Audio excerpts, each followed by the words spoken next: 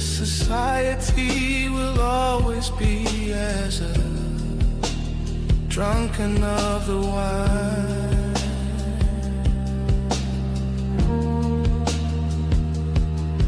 Controlling all the senses for understanding great divine.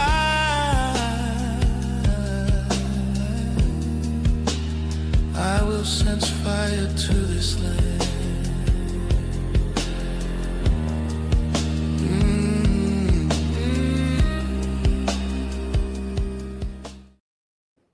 Peace and blessings. This is your brother Gabar, and this is IAMFIT Podcast. Is it fit to go God's way? Make sure you hit that like and subscribe button to make sure we help the algorithm. Because today we have an interesting conversation, and let me bring in my interview. As I live and breathe, formerly known as Elder Lamar Hobb from Chicago, one of the original brothers that were with the Gathering of Christ Church.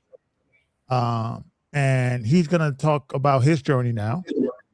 And this is a brother that I grew to, I would say, love and respect and admire. And,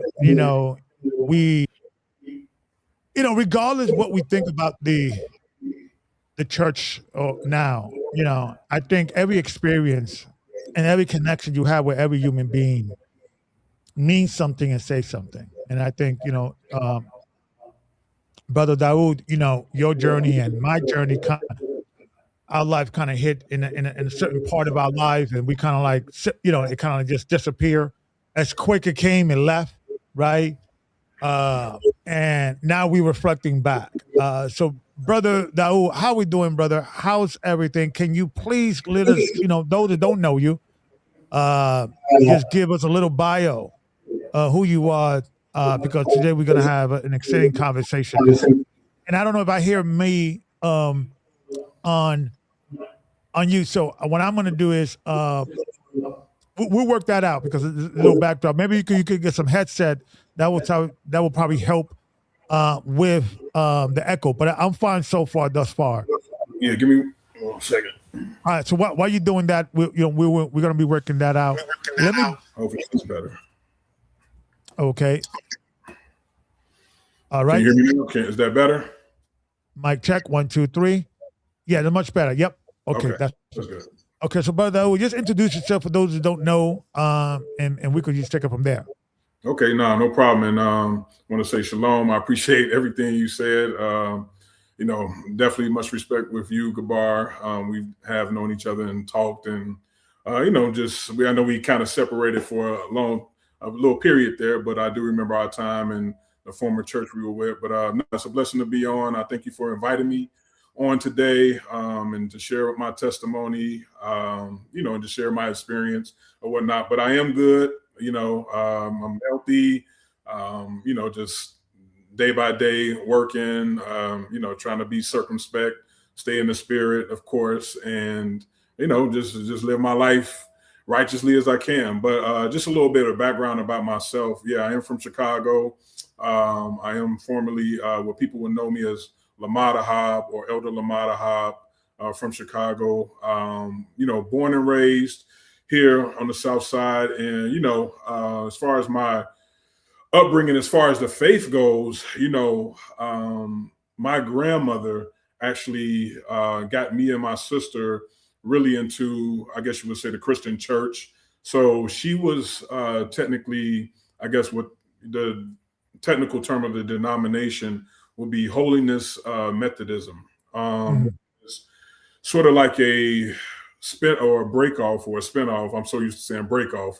Yeah. We need break-offs within the Hebrew Israelite movement. But I don't know if you heard of Kojic, Church of God in Christ. Okay.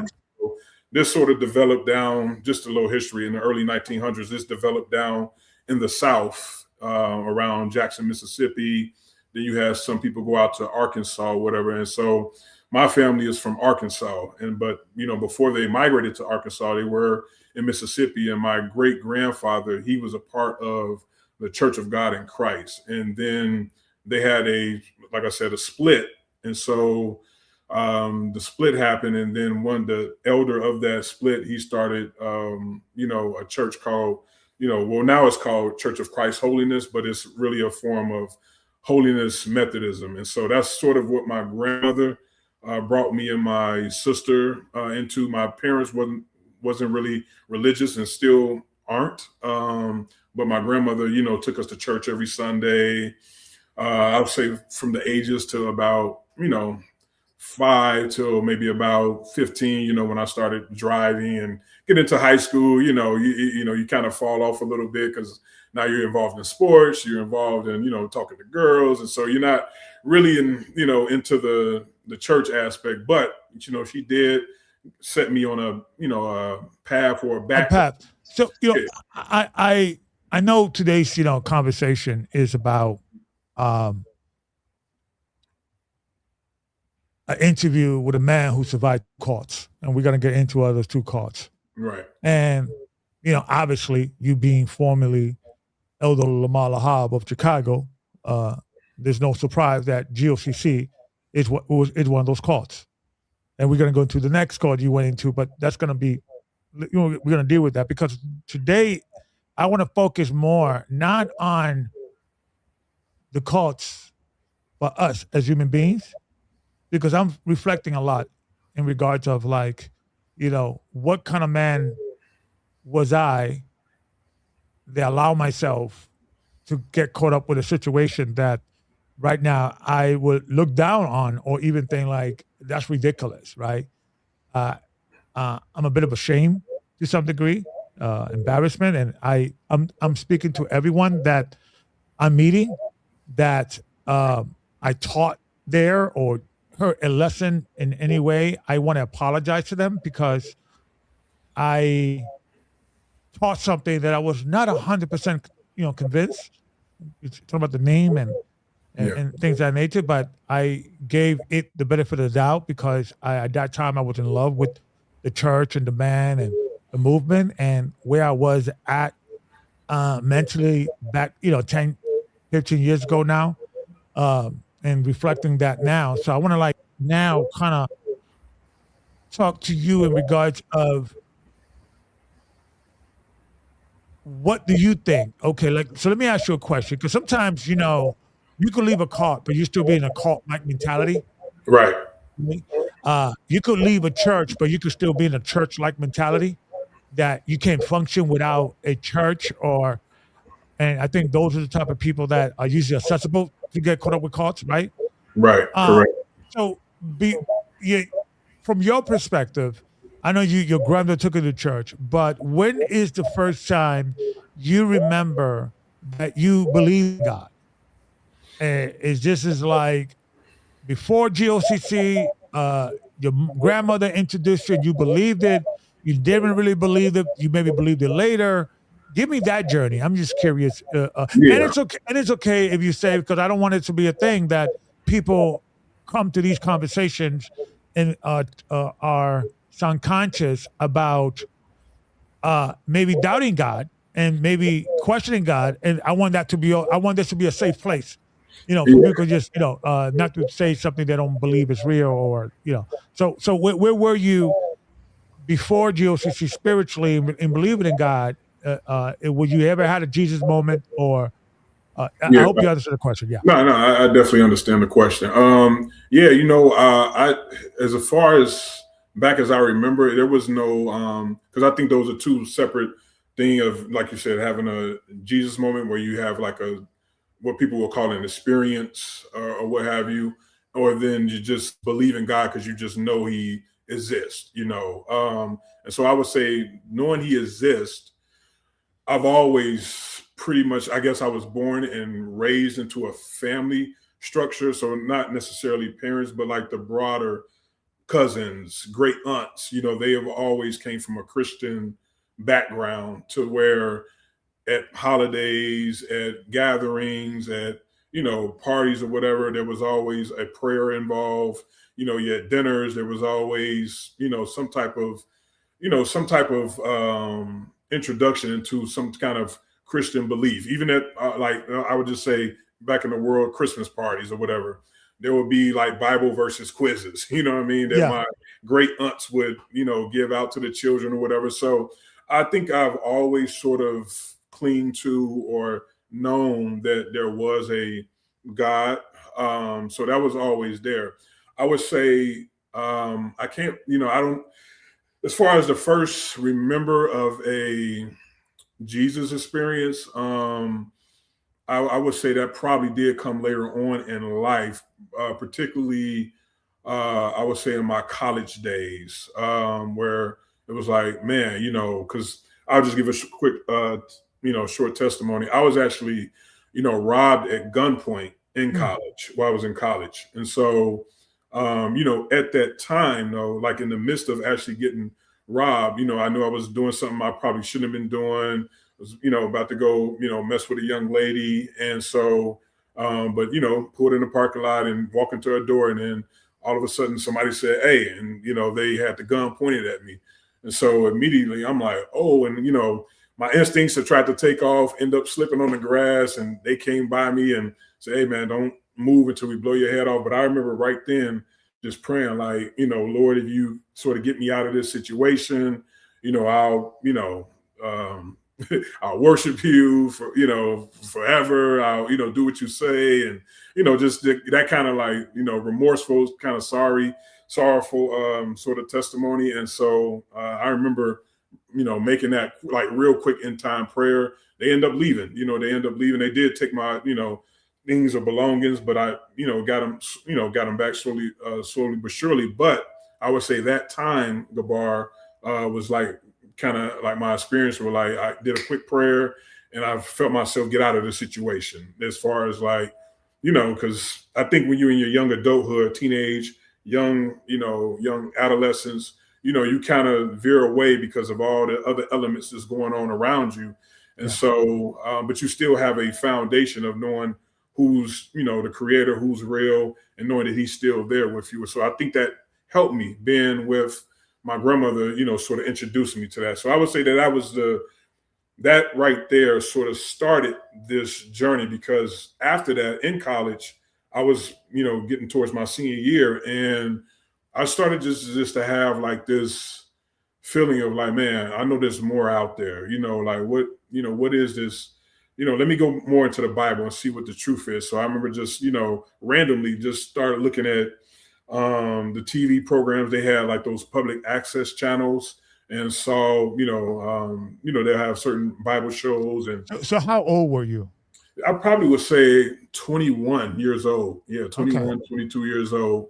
And I was really, I knew that the life I was living, because so even before, GOCC or the Hebrew Israelites, because I was raised in that, I always knew about sin. And I think that in my mind, I always knew right from wrong, because that was always instilled in me, from my grandmother. And so, but even though I didn't really, because I saw other family members sort of doing what they were doing, no consequences to it. So I'm like, oh, okay, well, there's just something that they're saying. But in the back of my mind, it was always that, okay, man, I know I'm not supposed to be doing this, but, God will forgive me, like he forgives me for everything else I've done. So, I just continue on to do what I needed to do. And so, but I think, once that happened, though, it was sort of like a light bulb went off, and like, maybe I need to start changing a little bit, before I end up in a worse situation. Maybe this is a warning sign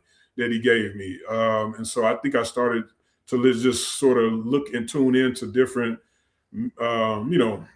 videos, or I would guess at that time, the TV shows that had preaching videos and talking about the Bible, and lessons that were given out from different type of Christian pastors. It didn't matter who it really was at the time. So I'll say that was the beginning part, and this was around 2008. So this is actually good that you asked this, because this sort of transitions into graduating school and then going off on my own. And this is actually when I found GOCC on YouTube.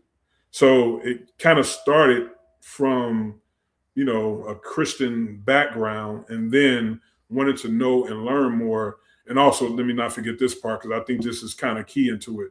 With the questions I was asking, what is the truth? I don't know if you remember, Gabar, but it was also a lot of conspiracy videos around that time. Yeah.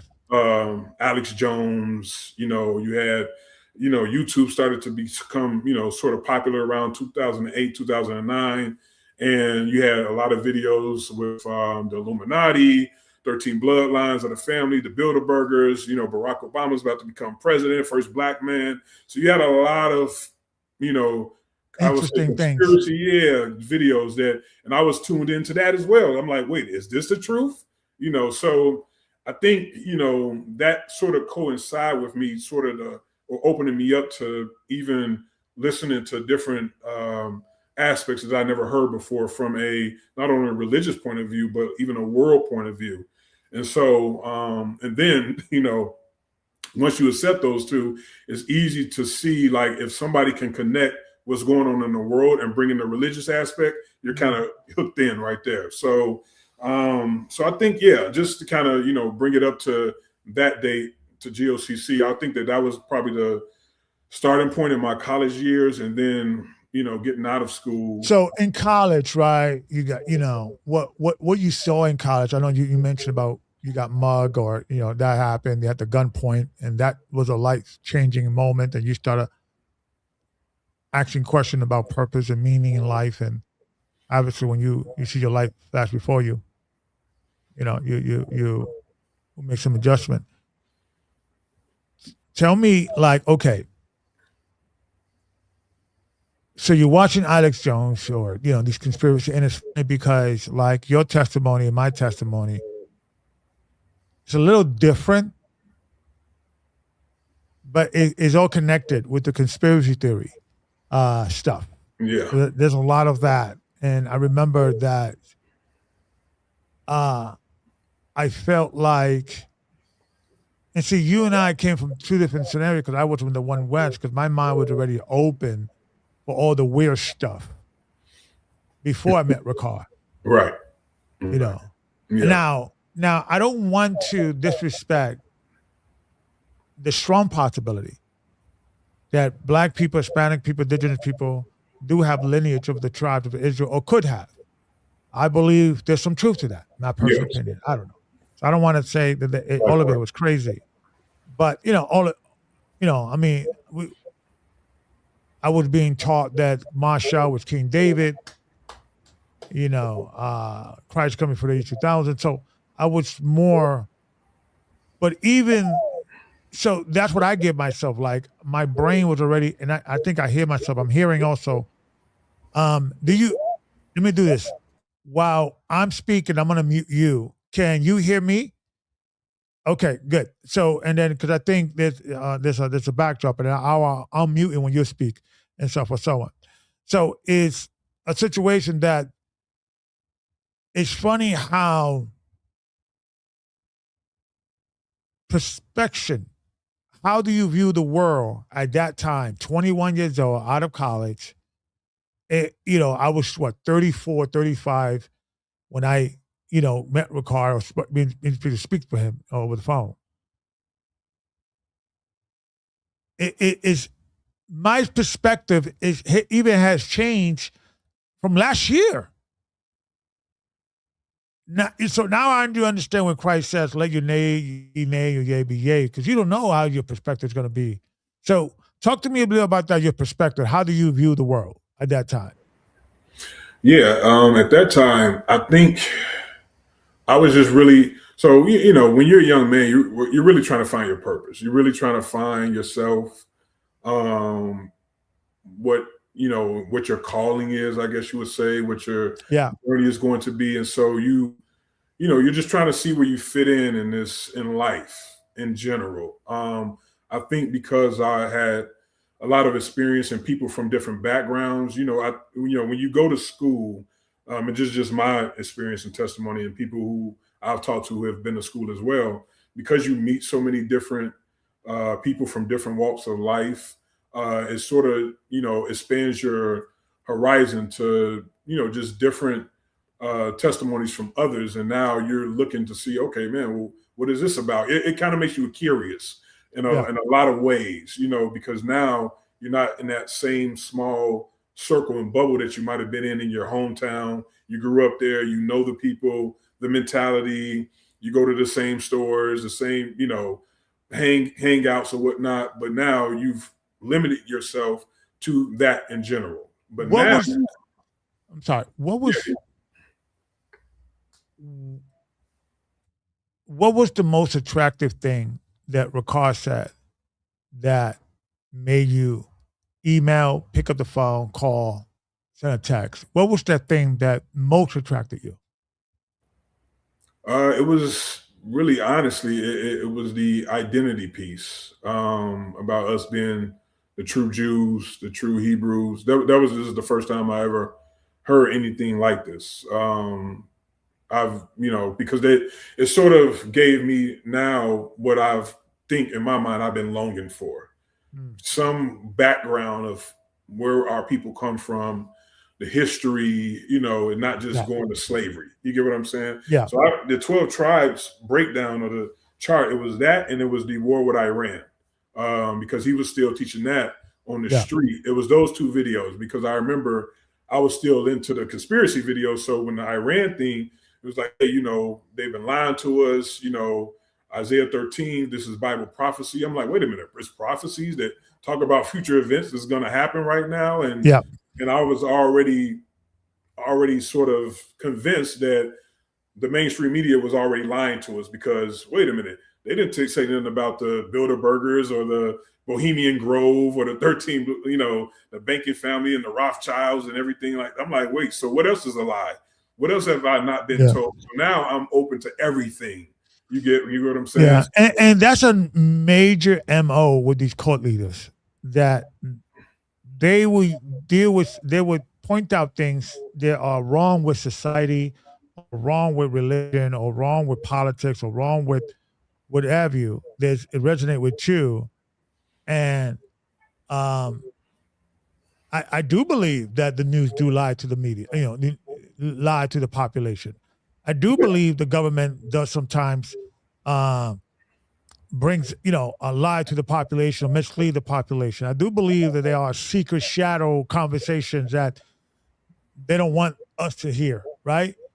But when there is that gray area, who's doing it, what is the lie, right? What they lying about. Once you start getting more details, when somebody starts filling in those details for you, got them. Exactly. Yeah. And if you're in the wrong in the wrong state of mind that time, or naive or what have you, So it gave me answers to some of the questions I have, because, like you said, it filled in that gap right there. Okay, well, who were we before slavery? Oh, it filled that in. So now it's like, okay, well, what else sort of am I being lied to? So I think I took everything on face value at that moment. It was like, man, well, he has information that I never heard about. And so maybe that's another question. It's like, when you get revealed new information, is it sort of like, is that attractive in itself because it's something new and you haven't heard about it before? So you sort of cling to it and see what all you can get out of this, or out of this information that you've never heard about. How far does the rabbit hole go, as they would say? And so I think I've always sort of been inquisitive in that way, like, well, what about this? And what about that? And I think when you, sort of have that mindset, you now can, look at different things and accept different things, even though you don't know how to validate it or not. You just kind of take it at face value, because he gave you something that from a different perspective that you never heard before, and wondering why your preacher or church that you were going to for 15, 16 years, you never heard this before. Yeah. So that's just mind blowing to me, that none of this information I've been, I thought I lived a pretty long life, but my parents, my cousins, my teachers, anybody I knew never brought this, out of all the people I've experienced in the world. And so I was like, okay, well, yeah. So, let me start tuning in. Let me start listening now. So, yeah. And see, it's funny how, we talk about this thing because like when I didn't join the church because of the name. The name was like a secondary thing. It was like, okay, I don't see it right now. I will give you the benefit of the doubt. And that benefit of the doubt kind of like I really believed that Ricard would eventually be validated because by now we will find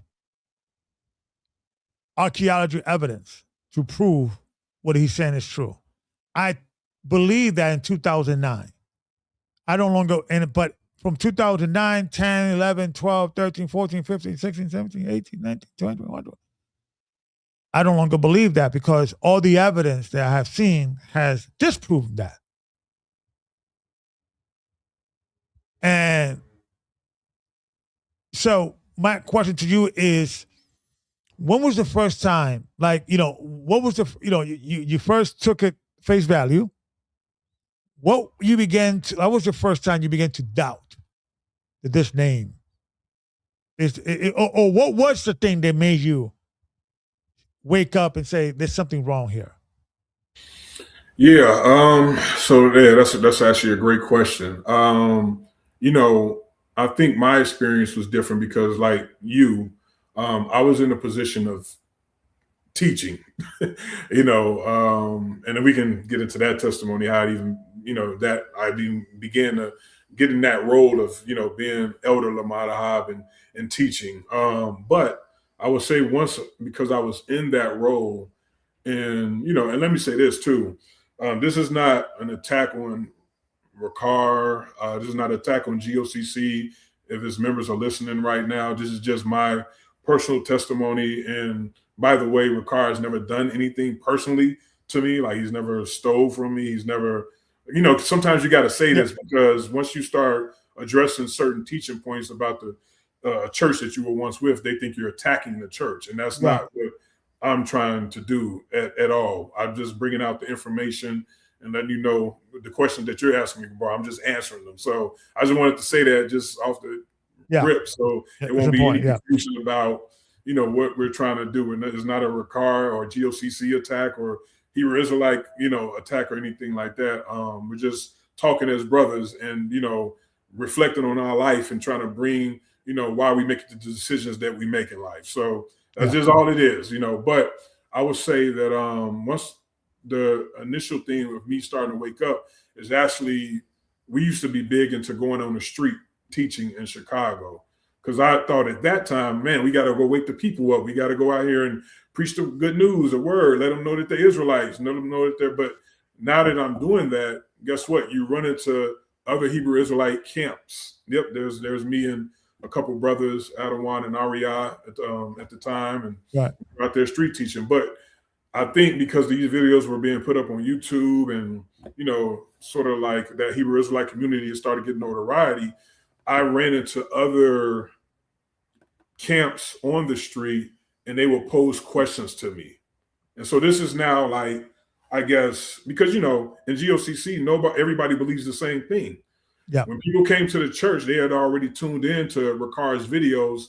Then he sent them to the church. Hey, we got a location here in Chicago, but they already believe. So it's not like they're coming there to ask questions to challenge anything. I mean, you might get one or two persons who just want to spy out and just, see what's going on or whatnot, even though they might not believe all the way. But it wasn't a thing where it happened on a regular basis. So I think once I started getting challenged by different interactions with different people who believed in something else, and because I was in a position of teaching, I'm like, well, wait a minute. What am I teaching now? Because if I can't answer this and he's posing something, oh man, I didn't once again, inquisitive. Oh, I didn't see it from that angle. I didn't know that. Oh, okay. You showed me something in Hebrew that maybe I need to look into this. And so now I'm like beginning to develop my own sort of like thoughts and let me put two and two together. I had already been with GOCC by this point, at least about 5 or 6 years. We didn't even talk about the Egypt journey, but I guess we can go back there.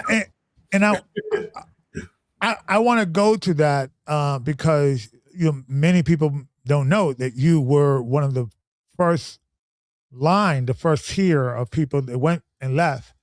So talk to me about that journey. Anything that you want to talk about, the first conversation or the first, when you land over there, what you experienced, stuff you could reflect now that you think is relevant to your journey. Just give us a little detail about that experience you feel it's important to know. Yeah.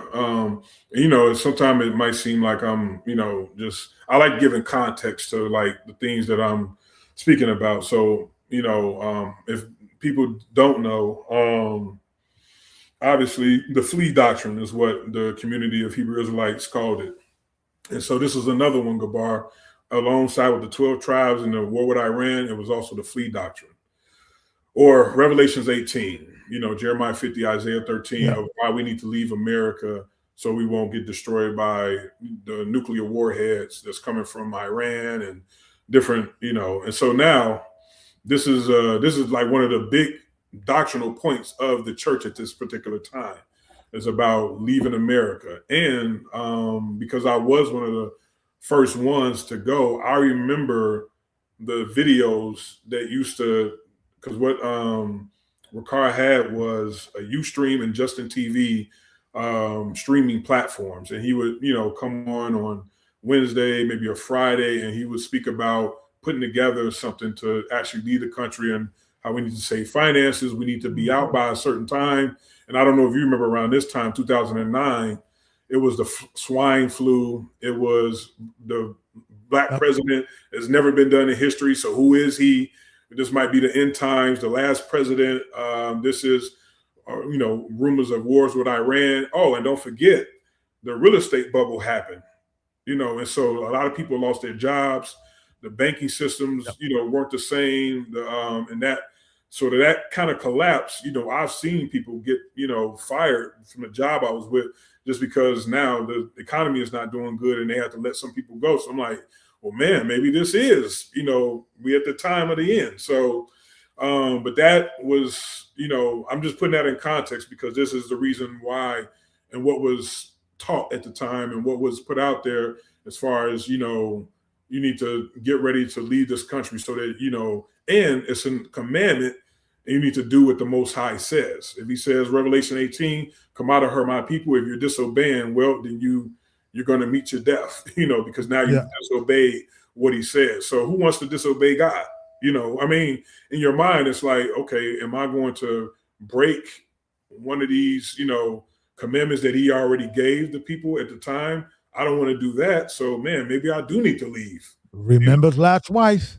Yeah, exactly. It's, I'm like, man, I don't want to disappoint God, and so, and of course, there's red flags, here and there, but, like anything, you kind of avoid those because you're trying to get the big picture of everything. So.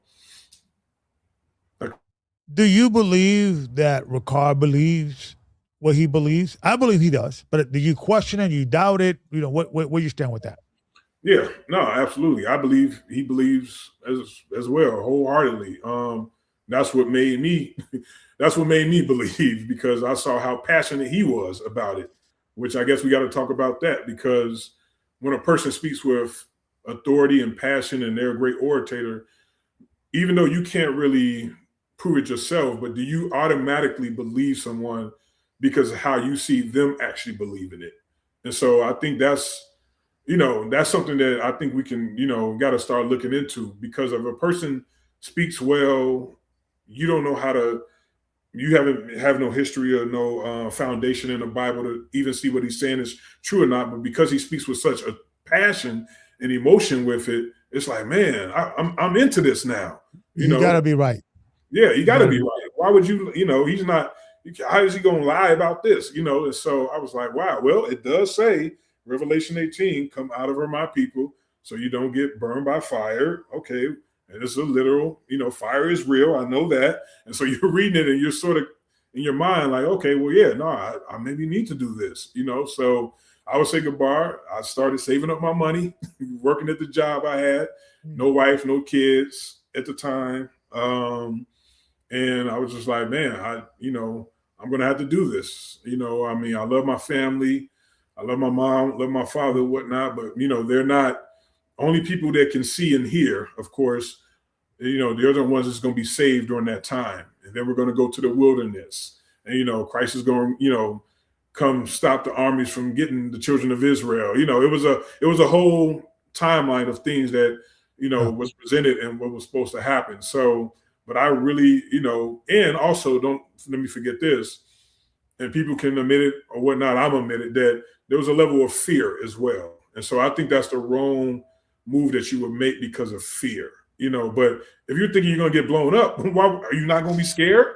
You know what I mean? Yeah. Like, if you think the missiles are going to come hit you, you're going to be, a little shook at that time. So I'm like, man, well, I don't want to die at a young age. I want to live on to see Christ come back. And, so let me try to save up. Let me try to save up some money so I can leave with the brothers who are going to be leaving at this time.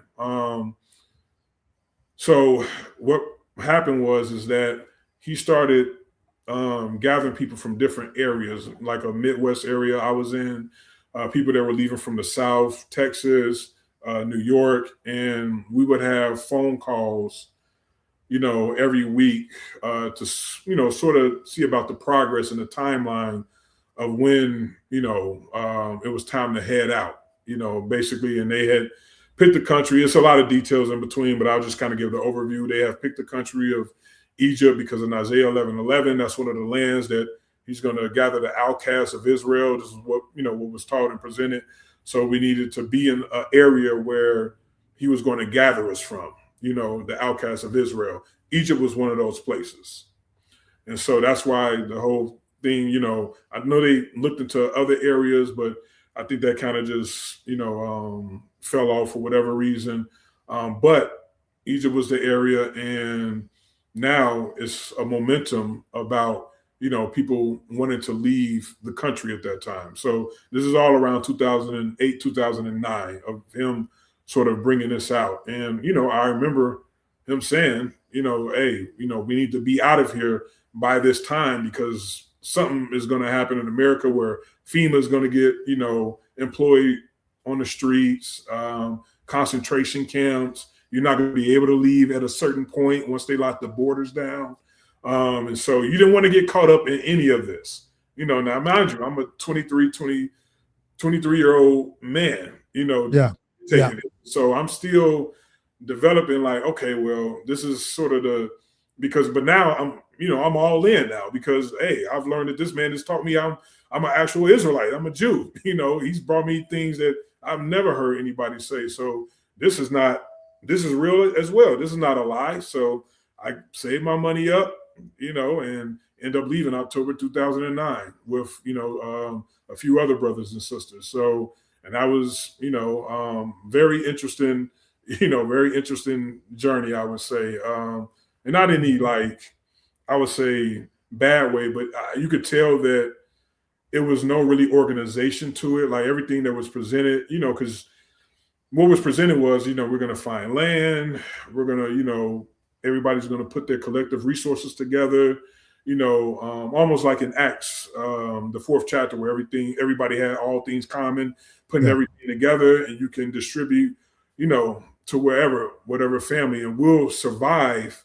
Once America is destroyed, we'll be the survivors. And so, hey, I'm like, man, I just escaped. I just escaped Babylon. I'm glad I'm not going to die in the, by the missiles. And this is the mentality I carry. Well, even when we got out there were still presentations of YouTube conspiracy videos to sort of keep us in that mindset of, all right, something's about to happen. We just got to wait, and that's always been sort of what I've viewed as sort of like that moving in haste type spirit, is where you speak with an urgency and it gets you sort of, it gets you in a place where, okay, man, I know it's right around the corner. So I'm good. I'm in a good place right now. And so, man, all we got to do is, we know it's going to happen. We just got to hold on. And so, but as time keeps going, more videos are presented because it didn't happen at that date. It didn't happen in the timeline that was presented right here. And so now you're out there 1 year, a year and a half. And it's like, wait a minute, okay, I know things are going on, but it didn't happen quite like what was presented to me and what was going to happen. And mind you, by the way, other things that happened throughout that time, even over in Egypt, certain brothers couldn't get back into the country because of the visa situation. Ricard had left and went to the UK, I believe, then eventually to Greece and Cyprus. And so he's not even in Egypt, at this time. So, and other brothers and sisters are still there, but I don't think he could get back into the country. I mean, I'm not sure, but I think it was something with the visas. And so he's not even there. So now it's just brothers and sisters, and I'm just so thankful that, one, I saved up the money that I did, from working my job, because some people actually had to go back because, resources and finances ran out. And, we had to look out for other brothers and sisters, the people who did have finances. And, and that's what I mean about the disorganization. Sometimes you haven't really fully thought out. You're just sort of going off the fly. And that's just not a good situation, especially with, younger people and even older people who left their children and families behind. And, they're trying to figure out the situation. And what was presented to them is that, hey, man, I thought we were going to do this. I thought that everybody was going to put their finances and resources together and we was going to have enough, and come to find out none of that was really true. It was just more so, we did our best, of course, but it still didn't live up to that particular, what we had our expectations set to. And so, I was out there and, brothers had left. I've seen, brothers, not, of course, getting the full resources that they needed to provide for themselves. So they had to go back. And now, families are living with different families just to survive. And I think that was, real eye opener for me, because it's like, okay, well, and I'm just looking at the elder at this time as, okay, well, he's doing his mission. He's going to he's in another country now and he's teaching, he's bringing forth the good news or, the gospel, what I believed at that time, to a whole nother region now. While I'm just sitting here, just sort of in Egypt, a place where you can't even really go out there and teach, Christian doctrine on the streets. That's a crime. You're in a mostly Islamic country. I think 20% of the country is like Christian or what have you. A lot of Coptic Christians out there, but you can't go out on the street and you can't teach or just, start doing the things that you would do in America or anywhere else that would allow you to do it. And so I'm just sitting here waiting on something to happen, but I've been waiting for a year and a half,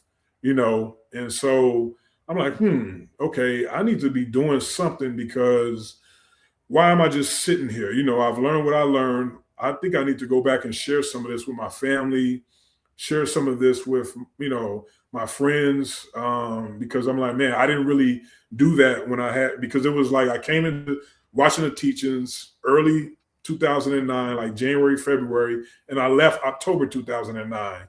And so I didn't do in my mind, I didn't do anything. I didn't teach anybody. I didn't, go try to wake up our people. I didn't do the things of the works, what was presented. So I'm like, man, I just feel like I'm just sitting out here now, like not having any type of mission, any type of purpose.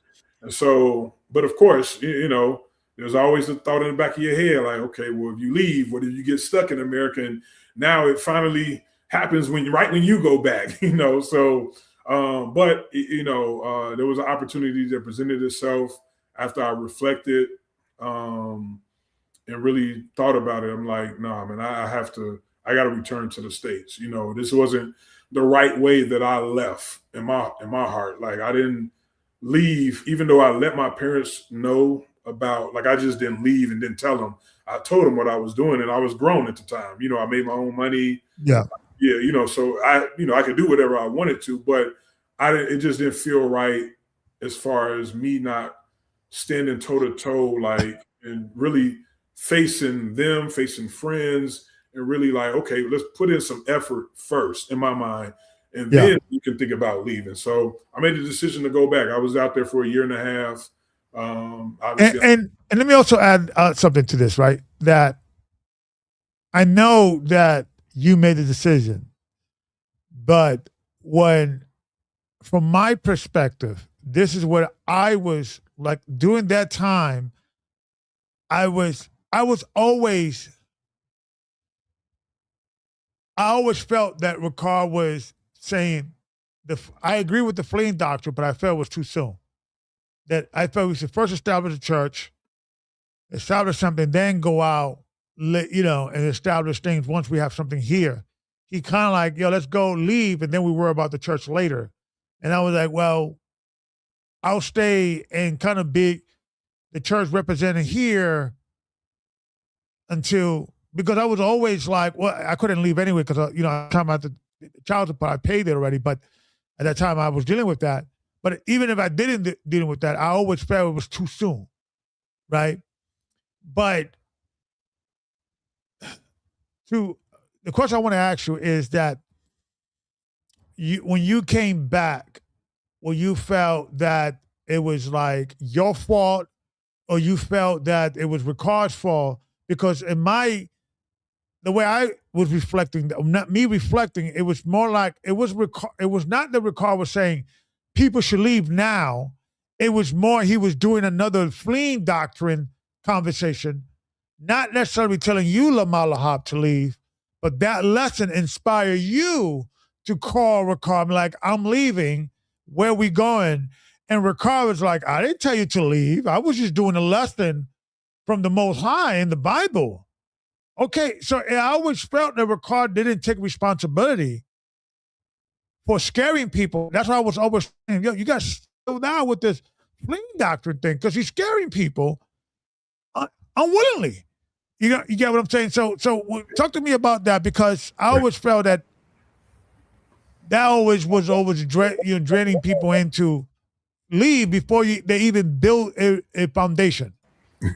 Yeah, absolutely. I think at the time I blame, it was like 50-50. Like I blame some of the stuff on Ricard, but I also blame, not even blame, but I just had like resentment towards myself, and then resentment, towards not even Ricard. Well, I guess you would say I definitely thought that an apology could have been had. I will say that, because, even though I take responsibility as myself as a grown man, and I made the decision to leave, because at the end of the day, Ricard is only, you still did what you did on your own actions. But I think as a young babe or a young man in this, we got to realize that words are powerful. And, as a spiritual leader and a spiritual in that type of position, people, they're looking to be led and guided, if they can't, because sometimes you may not be able to, you don't really know everything. Oh, which direction do I go? And, instead of having maybe, let me just wait, let, God send me some kind of, not even vision, but like some kind of function in the spirit. Maybe let me just really pray about this. It's easier to look for somebody to sort of lead and guide you and let him answer the questions for you, him sort of do it. And so I think I was just looking for, well, he's telling me to do this. So it's easy just to kind of fall in that type of pattern. And so I was just like, well, if he's the leader, he's the spiritual elder, well, hey, listen, I need to follow in line, because he's been in this 20 years. I'm new at this. So he obviously knows what's best. He's obviously, going to give me the right advice on what direction to go. And so, but I think that's where, we really have to, anybody that's listening that's young, really just kind of sit back and examine, what it is that your leader or your teacher is actually telling you. Is it fruitful for you at that particular time in your situation? Because you never know that what they're teaching, that's for them that they want to believe in, that they want to do. That might not necessarily be to your specific path of what, God has for you. So it's, very, dangerous as a teacher, and you're putting out things, out of your mouth and saying these things because, your words, people hang on to your every word. And as you know, Gabar, been in that position and me in that position, you saw when you would teach lessons, I would teach lessons, people would come up afterwards. They want life solutions from you. Yeah. Like, can you help me with this? What do I do in this situation? What do and you do the best you can, but they're looking for somebody for answers, and so I think, we as human beings, we sort of look for who can answer, who can we look to answer our questions on why life the way it is, where we need to be guided, and a lot of us maybe not take the time to really like pray and ask the Father to send somebody, or he leads and guides us and let us, guide us in the path that we should go. And so I think that, yes, Ricard, for the people who did leave and they left everything, sold everything, and now, the people are back in a situation. I mean, I just never heard him say, hey, listen, what we taught at the time, we're sorry, we were kind of off in our timeline. I do really wholeheartedly believe this, but I want to apologize to brothers and sisters. I know you gave up a lot. I know you gave up, a lot of your resources, your finances, and something that I thought and taught that was going to be, for us to be escaping Babylon at the time. I never heard it personally, from him. I think that would have been nice to address. But I'm, at this point in my life, it's just, at that time, it was just like, man, why didn't we do anything that, he said that we were going to do before we left? Why didn't people, why wasn't this more organized? And why wasn't, everybody put their collective money together? Why didn't we do a lot of things? And so I think that was one of the questions that I think I started like looking at, maybe blaming Ricard, but guess what? 80-90% of the doctrine I still believe. So I still stayed with the church.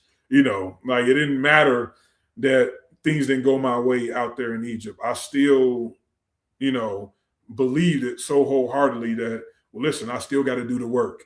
I know that this, maybe my timeline is off, because you start giving yourself excuses now. Okay, well, maybe I just went out there too early. It's going to happen soon enough. And so, and then, at that point, it's like, okay, well, I'm out the country now. So it really doesn't matter. I'm back doing the work and doing what I need to do. So a lot of it, I just kind of, it just kind of washed under the bridge or whatnot. I didn't really hold it to him, at a certain point. I just kind of let it go.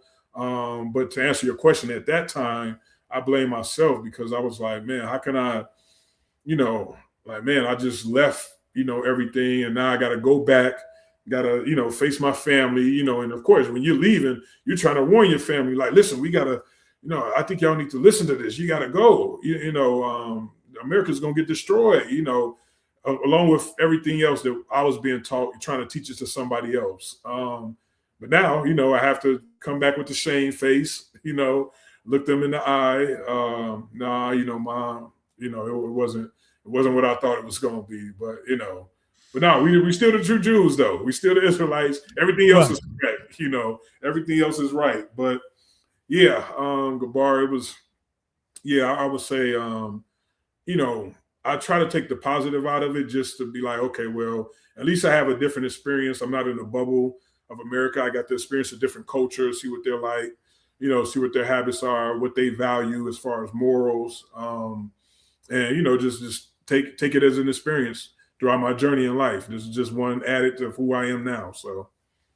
Yeah, because it's not, it's not like, I know the title cults, and you survive two cults, as if typically when you hear that word cult, you hear like, there's a documentary called Nature Boy, and there was about him in Disney Plus or Hulu.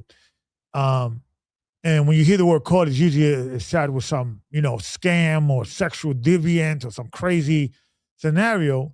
But not all cults are like that. Some are nice, and you meet people and you build relationship, but it's still, and I think these are the ones, the cults like GOTC are the most dangerous because they're extreme, but they're not that extreme, that they could still survive. It looks still insane. It's sane to most people. I don't know. What say you? Yeah, I mean, I think as well because once what I consider as far as coach, yes, nice people is you develop relationships, you develop friendships, but I guess if people are starting to have you make moves based on what they're teaching, and it's like if you don't make these moves, this is going to happen to you. I think that's where it's dangerous, coming in. Like, for example, if you don't leave America, okay, you're going to get burned by fire. Or you don't, you're not listening to God. So it's almost like, well, you kind of you deserve what happened because you didn't follow, you didn't listen. Yeah.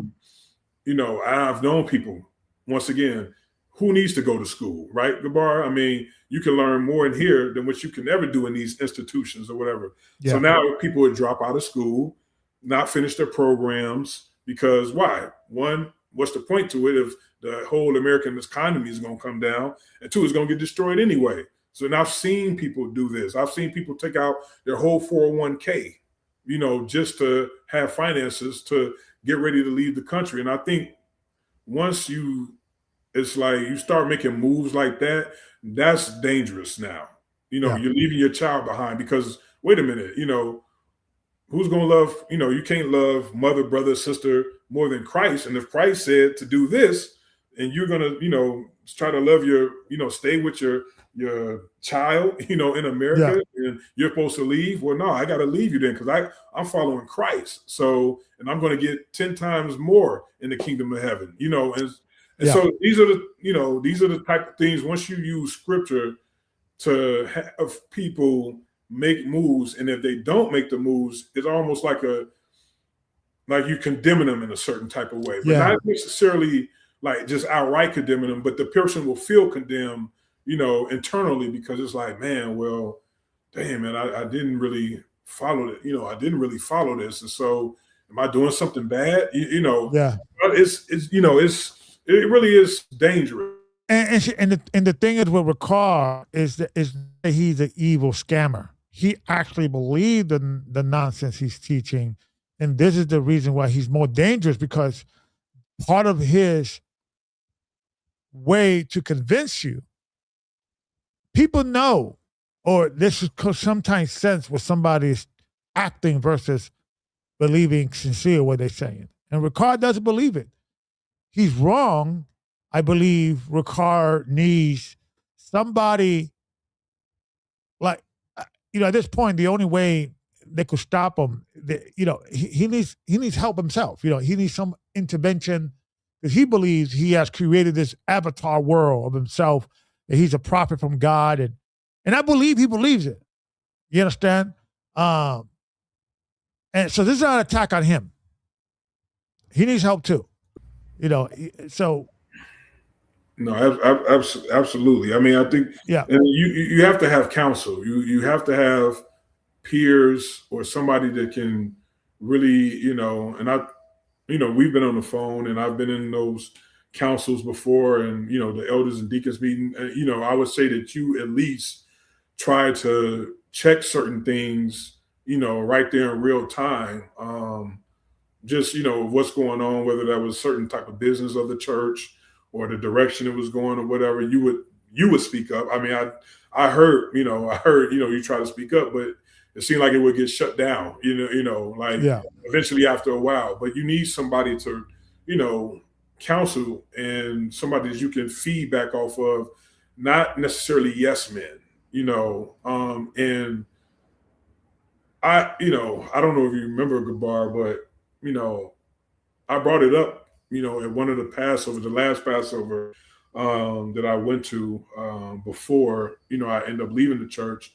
I asked for Christ. I'm like, is it like a small circle with just you guys are making the decisions, because it was like the decisions were being made and nobody else was included, but it was like this is what's going to be across for the whole church to teach and to do or whatever. And I'm like, man, well, not everybody's situation is the same though. It might not work in this area or it might not work in that area of but hey, it's the church. We can roll with it. But I remember asking, like, why don't you have other people as a collective to try to, input ideas or maybe give their suggestion. And he straight up said, well, like, we can't have everybody putting in ideas because we'll never get anything, accomplished, anything done. So it is only a small circle. That way we can move forward with everything. And so I'm like, oh, okay. Which I mean, so in other words, it was more like he didn't want to let go of control. I think he didn't want to let go. Yeah. That's that. Because I think his delusion did not allow him, right? Because he feels he has a mission. So any distraction, any vote, anything, any council is not going to, because and in his mind, all you guys are here because of my work. And you guys are calling upon higher because I told you that. And you hear it. And so, like I said, he's not a bad guy. He's just delusional. Yeah. He's not a bad guy. And, I still, to this day, I mean, I have nothing like, it's only really the teachings that I would address, Right. As far as personally, I don't have my testimony. I do know others that do have a testimony of personally how he's done them wrong, but they can speak on that themselves.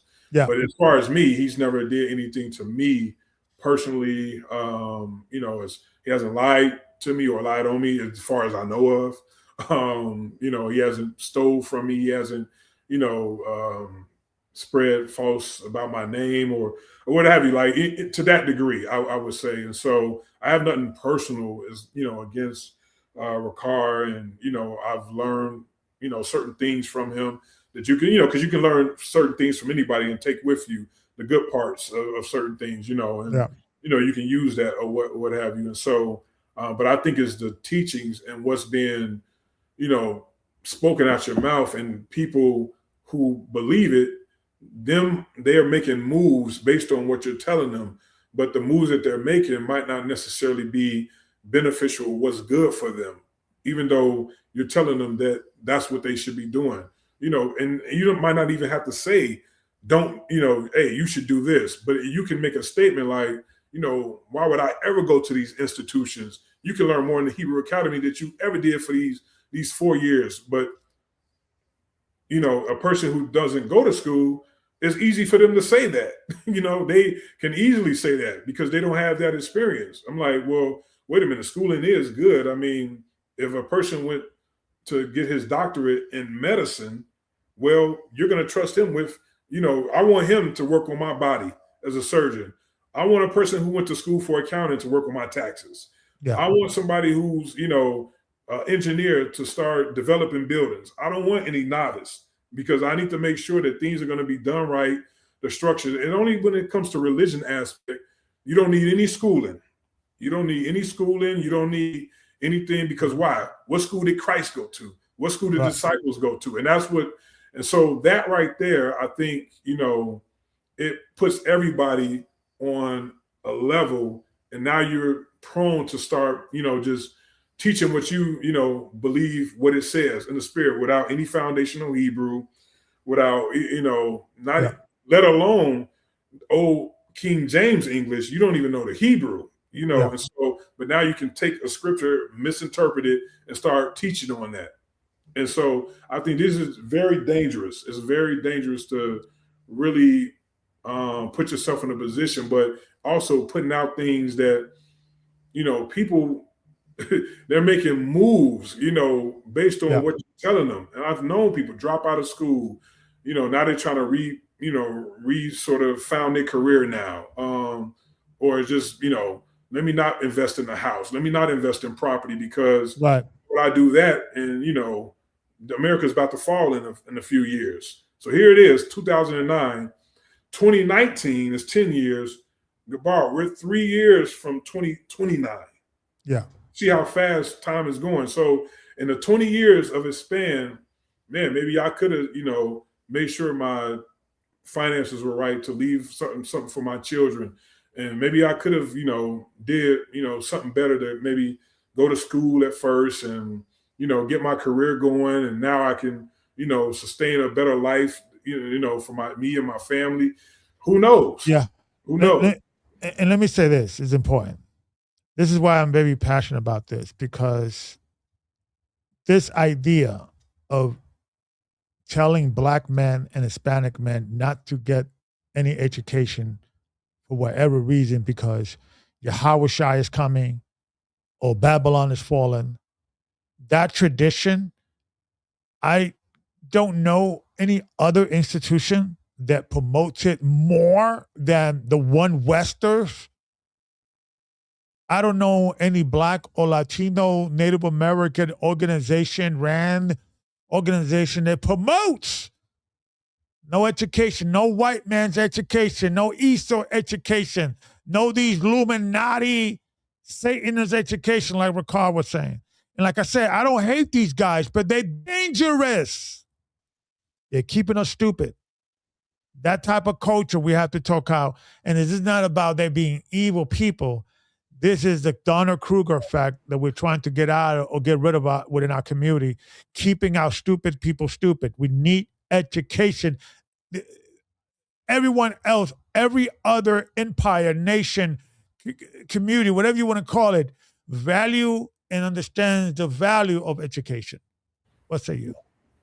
No, I mean, education is, it's just important. It really is. I mean, like I said, even to pick up a trade, you have to get educated in that trade. You have to go to a trade school, carpentry, plumbing, electrician work. You're going to have to study, to see how you can produce in the real world and make a living for yourself. Why would, us, yes, it's one thing to say, you believe in God, he's working out things for you in your life. But once you step into the realm of teaching doctrinal points, and you don't have Hebrew as a foundation, and, people like to say, well, you don't need to know Hebrew to be saved. Well, this is not the conversation for salvation. Yeah, you don't need to know Hebrew to be saved. We're talking about some, people now teaching certain things. And if you're not believing these certain things, you're off, or you're not. You don't. Yeah, you don't need to know Hebrew to be saved, but you do need to know Hebrew to teach Hebrew. You do need to know Hebrew to teach Hebrew. And if you're teaching something that requires Hebrew, and you're saying that if you're not doing this according to the pronunciation of the ancient Hebrew, you're calling on Satan. See, that opens a whole thing up now, because now it's like, okay, well, wait a minute. You mean if I'm not calling on this particular name and the other names were injected and you're calling on the adversary? Well, I got to start looking into this now. Who wants to call on Satan? You know what I'm saying? Who inadvertently, even just if it's, by mistake, who wants to even do that? So, but now you've brought in where I guess you would say scholarly or scholarship, because now you're going into a language now. You're going into a whole different area now. You're going into a language that you're saying in the Hebrew, this is what it says, and everywhere else, it only can have one name. And now you're calling on this name, you're calling on the adversary. The Jewish powers did this. And this is the reason why when I was having this conversation with a brother from Canada, that he was defending the name. I said, brother, are you defending a claim? Do you believe that Ricard got a revelation from God, or you believe that Ricard has a theory that it could be proven through Hebraic archaeology or some form of biblical system that you could prove that's the name? Well, both. And he said, okay, through the Hebrew. I said, okay, brother, do you know Hebrew? Well, no, but in the Strong's. Okay, well, go learn Hebrew, then we could have this conversation. Exactly. You can't, exactly. It's just, it's totally like, it's just, I mean, it's just totally ridiculous. I mean, it's one thing, and that's what I mean. Like, we have to, learn how to just stay in our lanes with certain things. And it's one thing to say, yeah, okay, I fasted, I prayed, I got a revelation on this. I can't prove it. This is not what the Hebrew says, but I believe this is what God told me his, ancient name was. And so I'm rolling with it. But I don't condemn anybody else of what they believe. That's even one standpoint. But it's a totally different thing when you said, this is what I got. This is the Hebrew. This has been injected. And if you're calling on this, you're calling on Satan. That's a whole different conversation. Yeah. And one is humility. One is arrogance on top of being ignorant. And that's dangerous right there. How could you be arrogant about something and not even fully have the understanding, and you don't even know the language?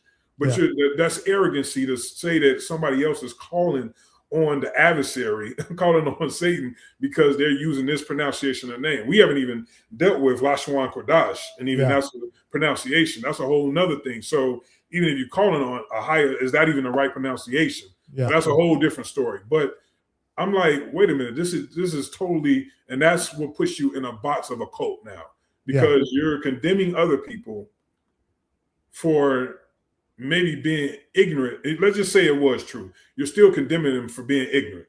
Like, listen, folks, like, we employ you to, this is the name we believe. It says, I am that I am. You can, follow this. If you're, if you believe something different, that's fine. But this is what we're going with. And, we hope that he leads and guides you and leads you into all truth. And just leave it at that, But why condemn other people, though? Yeah. I truly believe that Ricard is going to be diagnosed with some delusional thing when he gets older, and we're going to be like, oh, we didn't know. Like, I'm telling you, and it's not that I don't like the guy or I have nothing against him. I feel sorry for him because he actually believed this nonsense. And it's very difficult to deal with somebody who is believing in this delusion that they believe they're right or they have been chosen by God. It's a mental illness. It's not right. It's. We have to talk about this in our community. It's not somebody else. It's not other people. This could happen to our community, and Ricard needs help too. Yeah, I mean, it's because I think for us as members of a congregation, we fall into when I reflected or what have you, is that you kind of fall into confirmation bias. Yeah. And cognitive dissonance, and pretty much is cognitive, confirmation bias. You believe what you want to believe. You're confirming the things that has already been spoken, so you don't even really accept anything else. Even if somebody presented certain information, now it dips into cognitive dissonance. You don't even accept another standpoint because you wholeheartedly just want to see it from this angle now. Because listen, Gabar, I've invested time, I've invested my energy, I've invested, my family into this, my money, so, I don't really want to hear that I could be wrong in certain ways because I've put too much into this, and I know based on my life that, man, God is with me. He knows my story. He's gonna, but everybody thinks that same way though. Yeah. Everybody has that same mentality. And so we have to, start getting into the habit of, okay, I could be wrong in this situation. You have to, because what if you are wrong? Yes, you could be right, but there is something in the scriptures that the blind leadeth the blind. Those blind believed that they were right. The blind that was leading the blind believed that they were right. Both of them. So it's like, why wouldn't we not be subject to that? Why wouldn't we be?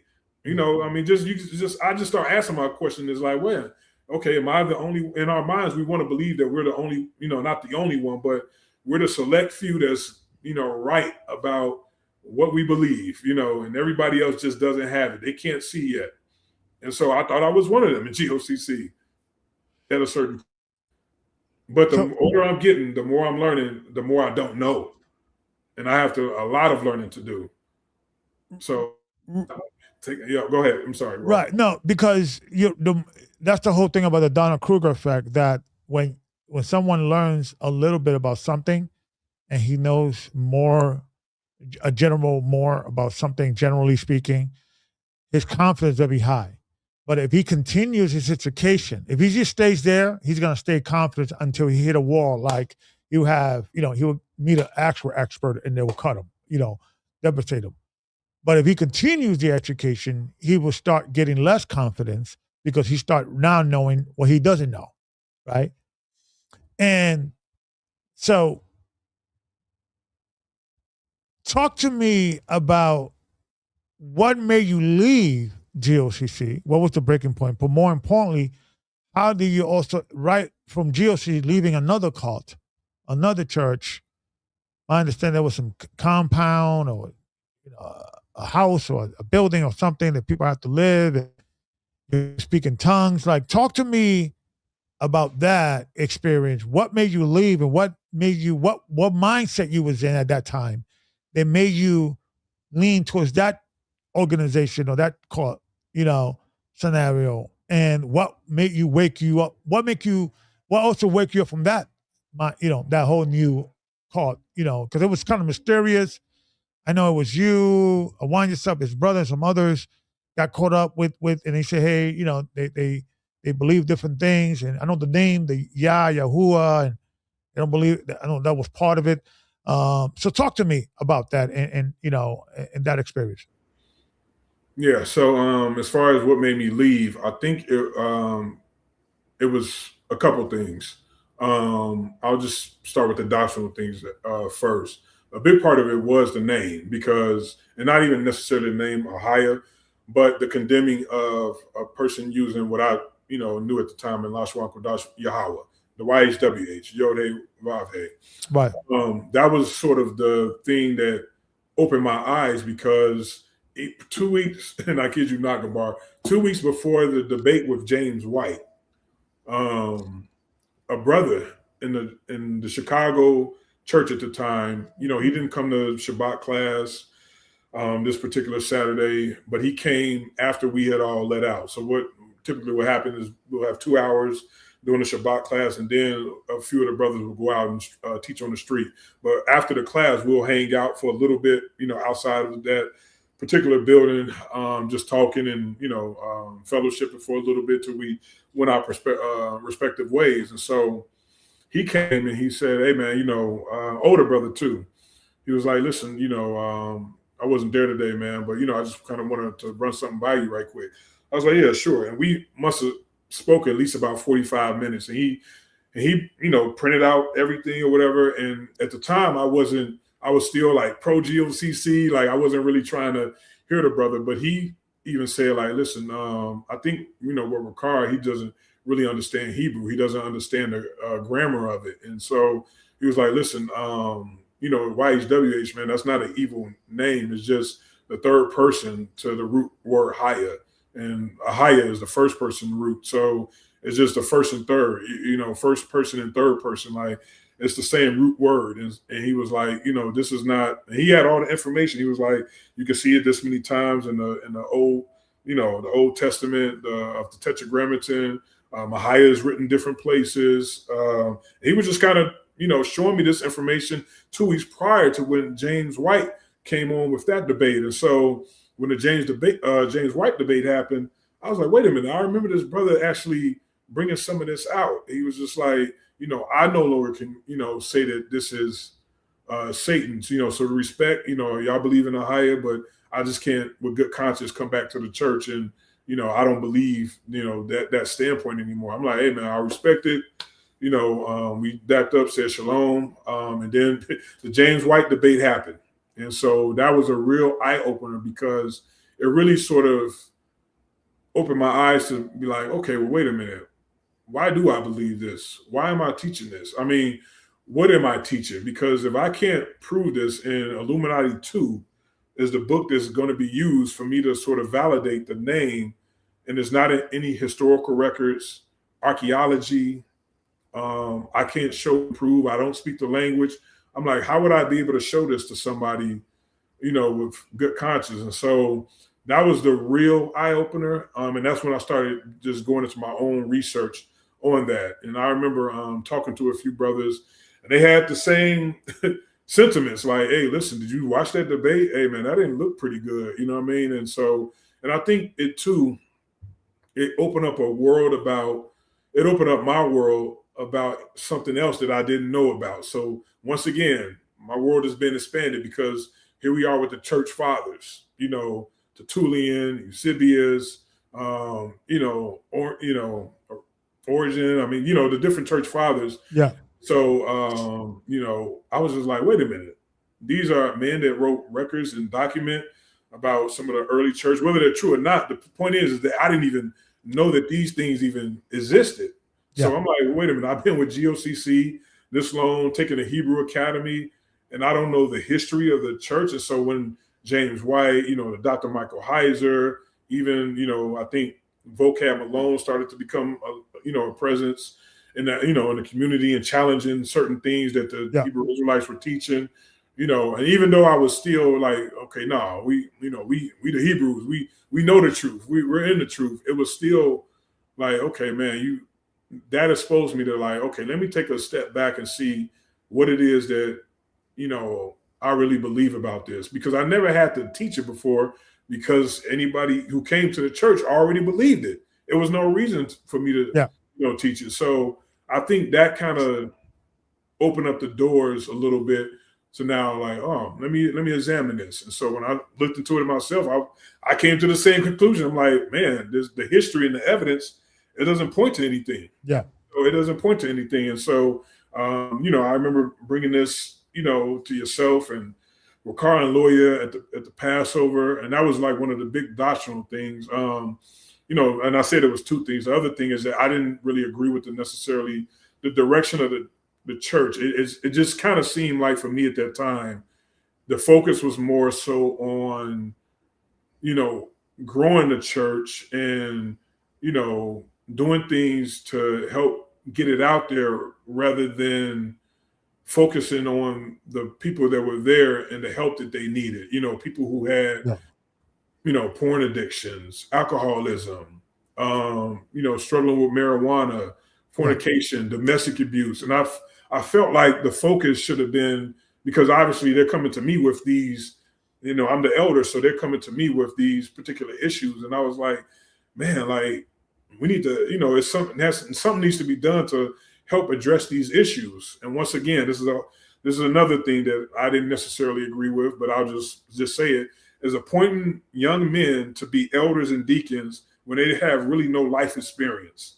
This is an issue that I can see now. You know what I mean? Like, you're appointing a 22, 24, 28-year-old as a head of, and maybe it's not done this way now. Maybe it's, things are done better. I can't really speak on it because I was only in there up until 2019. But I felt even a lot of the times when I was there is that, men will be in positions where they might not necessarily be qualified, for that, because people are coming in not only for the teaching, it's the truth, but they're coming in for you to help them with their life issues. Yeah. Rent can't be paid, or how do I handle my, ex-boyfriend, if they have a boyfriend? Okay, well, they're in fornication, but I want to get married. He doesn't want to get married. A childless person. How do I handle this situation? Should I do this? Should I do that? I can't get over this. I feel myself watching these X-rated videos. Okay, well, hey, if I'm an elder and I'm struggling with that, how can I help somebody else? Like, I need some help myself. And so that was the thing that I felt like I'm trying to get a wipe myself, right? Like, I'm trying to tell you, but I need help myself. And so I felt like, it wasn't enough focus on the inward man. And so, as far as, and who could you look to like give you this type of advice? Ideally you would want people who have been in longer lasting marriages, relationships, can give you, advice, to how to, do certain things as far as relationships. That was another thing, and mine as well. But a lot of relationships I've seen kind of crumble and fall off because of what may have been their, doctrinal beliefs at the time and how they handled, and because what you believe is what you do. So once you get taught something, you believe it, you act it out accordingly. And it might not be the best situation of how to handle your specific household. And so so that was the second thing, is just that I felt like the direction that it was going in, it didn't necessarily agree with my spirit. And this is outside of the doctrinal thing. So I would say those are the two main things, Gabar, to answer that question. Now, how did I get caught up into something else now? I think the time that I'm in now, I didn't do this reflect before I went into another situation, because I thought I was just leaving something that I didn't agree with. Oh, but wait a minute. They're presenting something new and something that I'm, that I really need in my life, because, and I'll get to it in a minute what that was, but they're presenting another truth, and so now, because remember, I don't believe that Yod-Heh Wah-Heh or Yud-Heh Wah-Heh, the Y-H-W-H is a name. So that's a big thing. I'm just, let me just say Father and Son. I can no longer stand up there before the congregation and I feel convicted now because I believe something different. So now I'm going into something else where it's presented in a way where, okay, man, no, I can really see why. And I'll just say this, that it answered a lot of the questions. So how in GOCC, it answered the questions that I had been in the world about the identity piece, about, fulfilling that void about who I was. Now this one is answering the question about why I'm struggling the way I'm struggling. So my prayer life wasn't in a place it should be, what I was, being presented. And it wasn't, with real prayer, my faith, the belief system, the world view or the outlook, thinking everything is conspiratorial and everything is sort of presented as fear mongering a little bit. They didn't have this. So it was something else that presented a whole new perspective for it. And it was like, well, you know what? I do need to overcome, the struggles that I have. I do need a prayer life. I do need, some type of foundation of really true relationship, with the Creator. And, and I think that the answers that's been presented from my questions have been answered now. So, you know what, let me go ahead and I saw that at the time I saw the productive and the fruit that came from a few other brothers who had left GOCC. And because that's, when we have contact or whatever, that's even how I knew about this next assembly is congregation, is because a few brothers had already left GOCC. And I saw sort of the change in them of they're not necessarily going into, the fear mongering anymore or the conspiracies or, and I see that they really had a sincere prayer life, and I think a lot of times based on your upbringing in Christianity, and all this ties in, Gabar, based on your upbringing in Christianity and what type of Christianity that you're in, because if you're not in Pentecostal or apostolic, like I wasn't, I didn't have any knowledge about, the things that they might hold in high esteem as far as laying on of hands, speaking in tongues, the fruits, of the spirits being, sort of, it was just a whole new world. I didn't have that background in Christianity. Right. I couldn't even speak on that. But this particular assembly, what I learned is that the elder of that assembly had that background. So he brought that element into another, Hebrew type of thing where, oh, it is prayer life. Oh, guess what, brother? No, there's a real, a real thing of, speaking in a different language and speaking in tongues. And there's, you have to develop a prayer life in your own relationship. This is why you got caught up with GOCC, in the first place. And so it's sort of presented as an alternative of me leaving GOCC and getting those questions answered why I was in GOCC, but GOCC didn't answer it, you know, why I can't get over my, you know, addiction, you know, no matter how many, my own willpower, you know, I'll stop for a few months and then I'll fall back into it and feel guilty, you know. Yeah.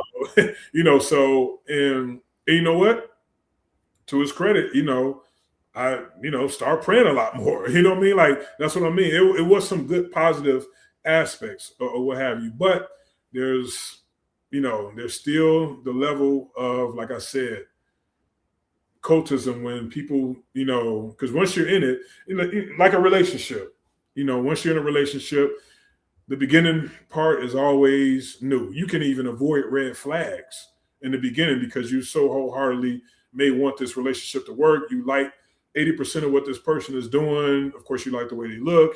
You like the way they're presenting themselves. You like the way that they're, you know, they're speaking, and you can see yourself being with this person, you know, long term. But there's also some things that you kind of like turn your head to, like, huh, that's interesting, or that's really, man, why did they do that? Like, you know, and so, you know, red flags, but you just kind of push them to the side because you want to see the good in that person. I want to see the good in the church. I want to follow, you know, God to the best of my ability. I want to do what's right. So if any way I can get there, oh, and by the way, I want to get over the things that I struggle with. So, you know what? I mean, I'm just going to look at the good, you know, of what I can. And so, but I didn't have the time between GOCC and the new one to actually sit back and realize, like, man, why? Okay, let me realize, like, what my experience in GOCC. Let me just take the step back to see why I was taught the things and why I believed them. You know, why did I believe this? Oh, is this true? You know, do I have any other, you know, evidence of who's like a counter, you know, antagonist to what I believe now, and let me see what their viewpoint is. Yeah. You know, what, you know, just sort of like taking a step back and reflecting and, you know, seeing why you believe what you believe. And I didn't do that, you know, from that transition or what have you. And so, you know, but once again, it's my experience. But the reason why I was able to get, you know, and I'm saying the second cult is because they still presented things that if you didn't do certain things, you were condemned for it. Can you give me an example? Yeah. So, for example, and GOCC is this too. They were also people may not have heard of the term, but the term sacred namers. They were also sacred namers. So there's more power. You know, you should only be calling on this particular name. I mean, that elder didn't say anything else, you know, as the adversary, but he did say, you know, that the revelation came that this is the name or whatnot. So now that you know that, if you're not calling on it, you're disobedient, just purposely. Right. So now you feel like, okay, this is the name that, you know, was being presented. And it lined up as far as it was just another deviation or, you know, another, deviation of Yud Hey Wah Hey, you know. So what was his pronunciation? I'm curious. His pronunciation was Iyah, and like a slight E pronunciation in front of the Y, because he said that the YHW is Iyah, and then that last H, the Hu, is like almost like you're sort of taking. It's like an expression of breath, basically. Like, so Iyahu, you know, and so that was the name of the father, and then the name of the son was Yahusha, you know. So it was like Yod Hey Wah Hey, and then Yod Hey Wah Shin Ayin, or, you know, Yahweh Ha, you know, the Lashon Kodash version, if people don't know the Hebrew language, but Yod Hey Wah Shin Ayin, which is, you know, Joshua, you know, Yod Hey Wah Shin Ayin, these letters right on my shirt, which, so that the pronunciation of the Messiah's name, he was still using, okay, it's just another form of Joshua, but this is how you pronounce Joshua in the ancient form of the Hebrew, according to Revelation, not according to, like, you know, Hebrew or going into it. Is just a revelation that was given, you know. So he had the same thing like Ricard, the revelation, like scenario? The revelation, not how the scholars think how it should be pronounced, like, you know, Yeshua or Yehoshua, but he had the revelation, like, no, it's Yahushua. That's the revelation. He got through prayer. And so how long into that call that you started questioning, or what was your wake up moment that you started saying, maybe this is not for me? Well, it wasn't necessarily like, well, it was, but the beginning part was the things that he sort of taught that, like, okay, so this is why I say Christianity, the whole thing, is evolved. I don't know if you, Gabar, I know you said you was a part of apostolic or Pentecost. I can't remember. Pentecostal, Pentecostal. But, they have certain rules of what they consider holiness. And so I think that this was very new to me, but I did it for the first few years, but now it's got to start questioning, okay, like, this is not in scripture, so why are we doing it? And I'm talking about things like, not going to the movies, you're condemned, not going to amusement parks, concerts, skating, bowling, the beach, all these things were presented as like, you're not walking in holiness because, these things are of the world. You get what I'm saying? And so that was an element that like was brought in. And so it was just like, man, we can't do none of these things. And it was presented like, no, this is of the world. Worldly people do these things. You know what I mean? So it was even more of a, confinement, even in that way. And so, and after a while, I was just like, wait a minute, man, why these are not necessarily within the scriptures, but they're presented as like commandments from men.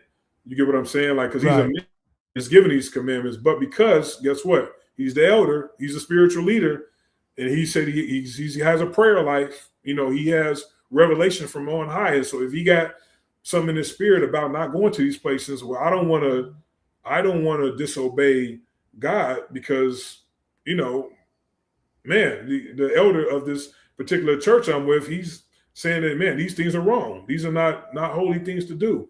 And so I was like, wow, well, who wants to disobey the Heavenly Father? Who wants to disobey God just outright? So if you are now believing in your spiritual elder or your spiritual leader in that particular congregation, well, you're going to, follow, and by the way, obey them to have the rule over you. That was a big scripture that was used in this previous congregation. Obey them to have the rule over you. Mm-hmm. So if and I think it's written in Hebrews. And so if he uses that, obviously if you're not obeying, then you're not following within the, the guidelines of what you're supposed to be doing. The elder scriptures, not making an accusation against the elder. So, scared to say something, not even understanding how these scriptures are taken out of context. Yeah. You're just sort of like taking on the dogma that's been presented to you at this particular time. And so I think that was sort of the eye-opening thing is like, I started to reflect like, man, we're not even, it's consuming a lot of my time because I'll say this, Gabar.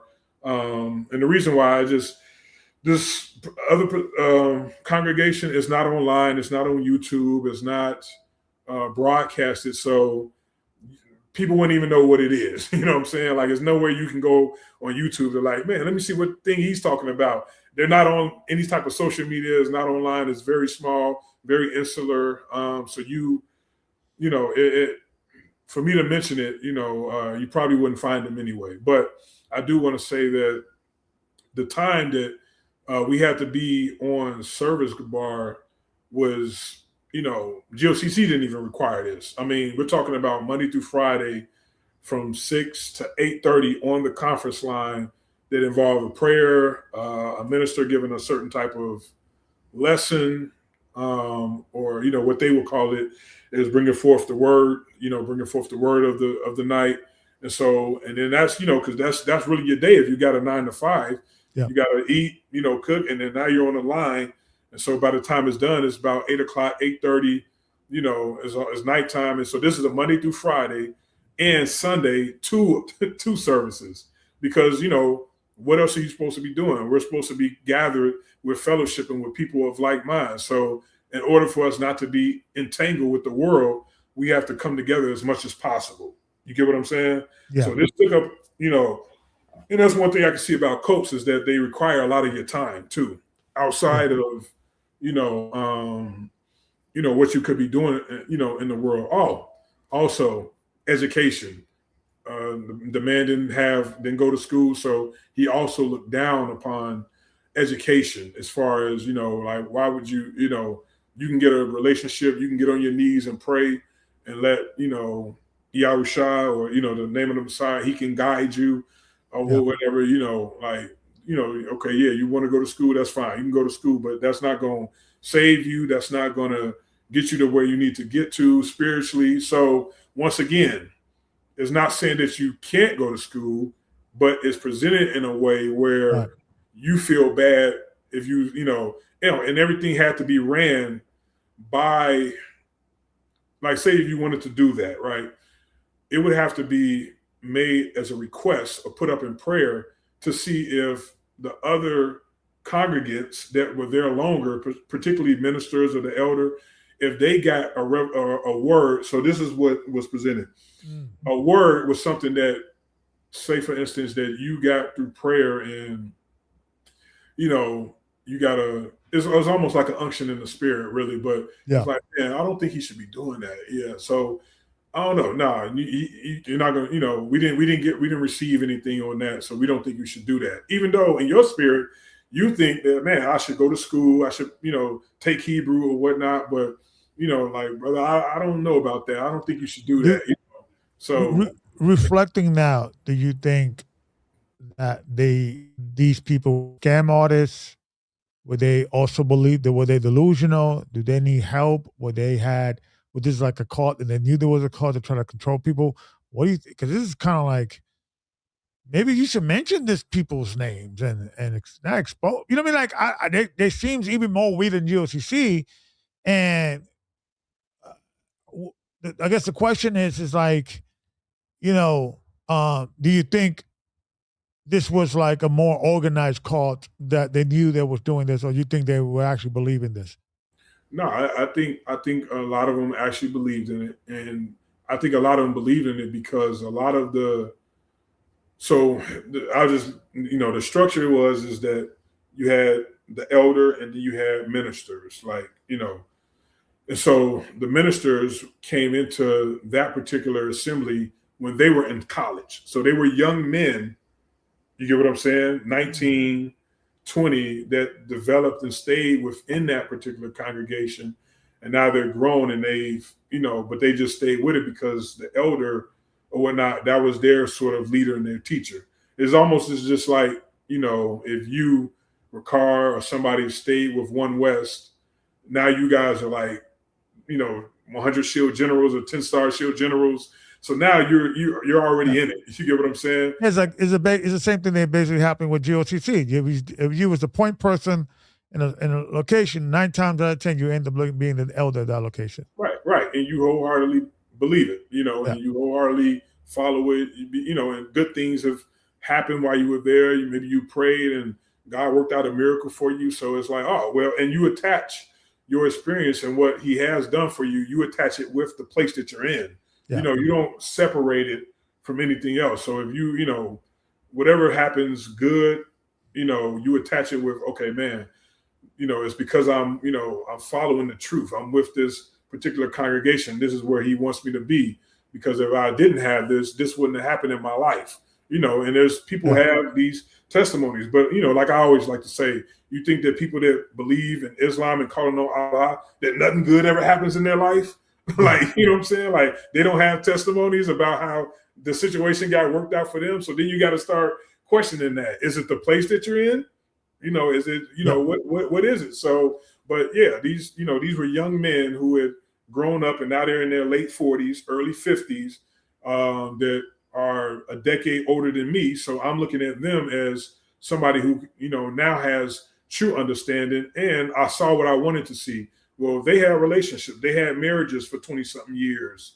They had things that GOCC, and what I saw as far as, men who sort of like had, they didn't come out of that One West and develop the fear mongering and, but it was something different though. Yeah. So it was just totally different. It was presented a different way.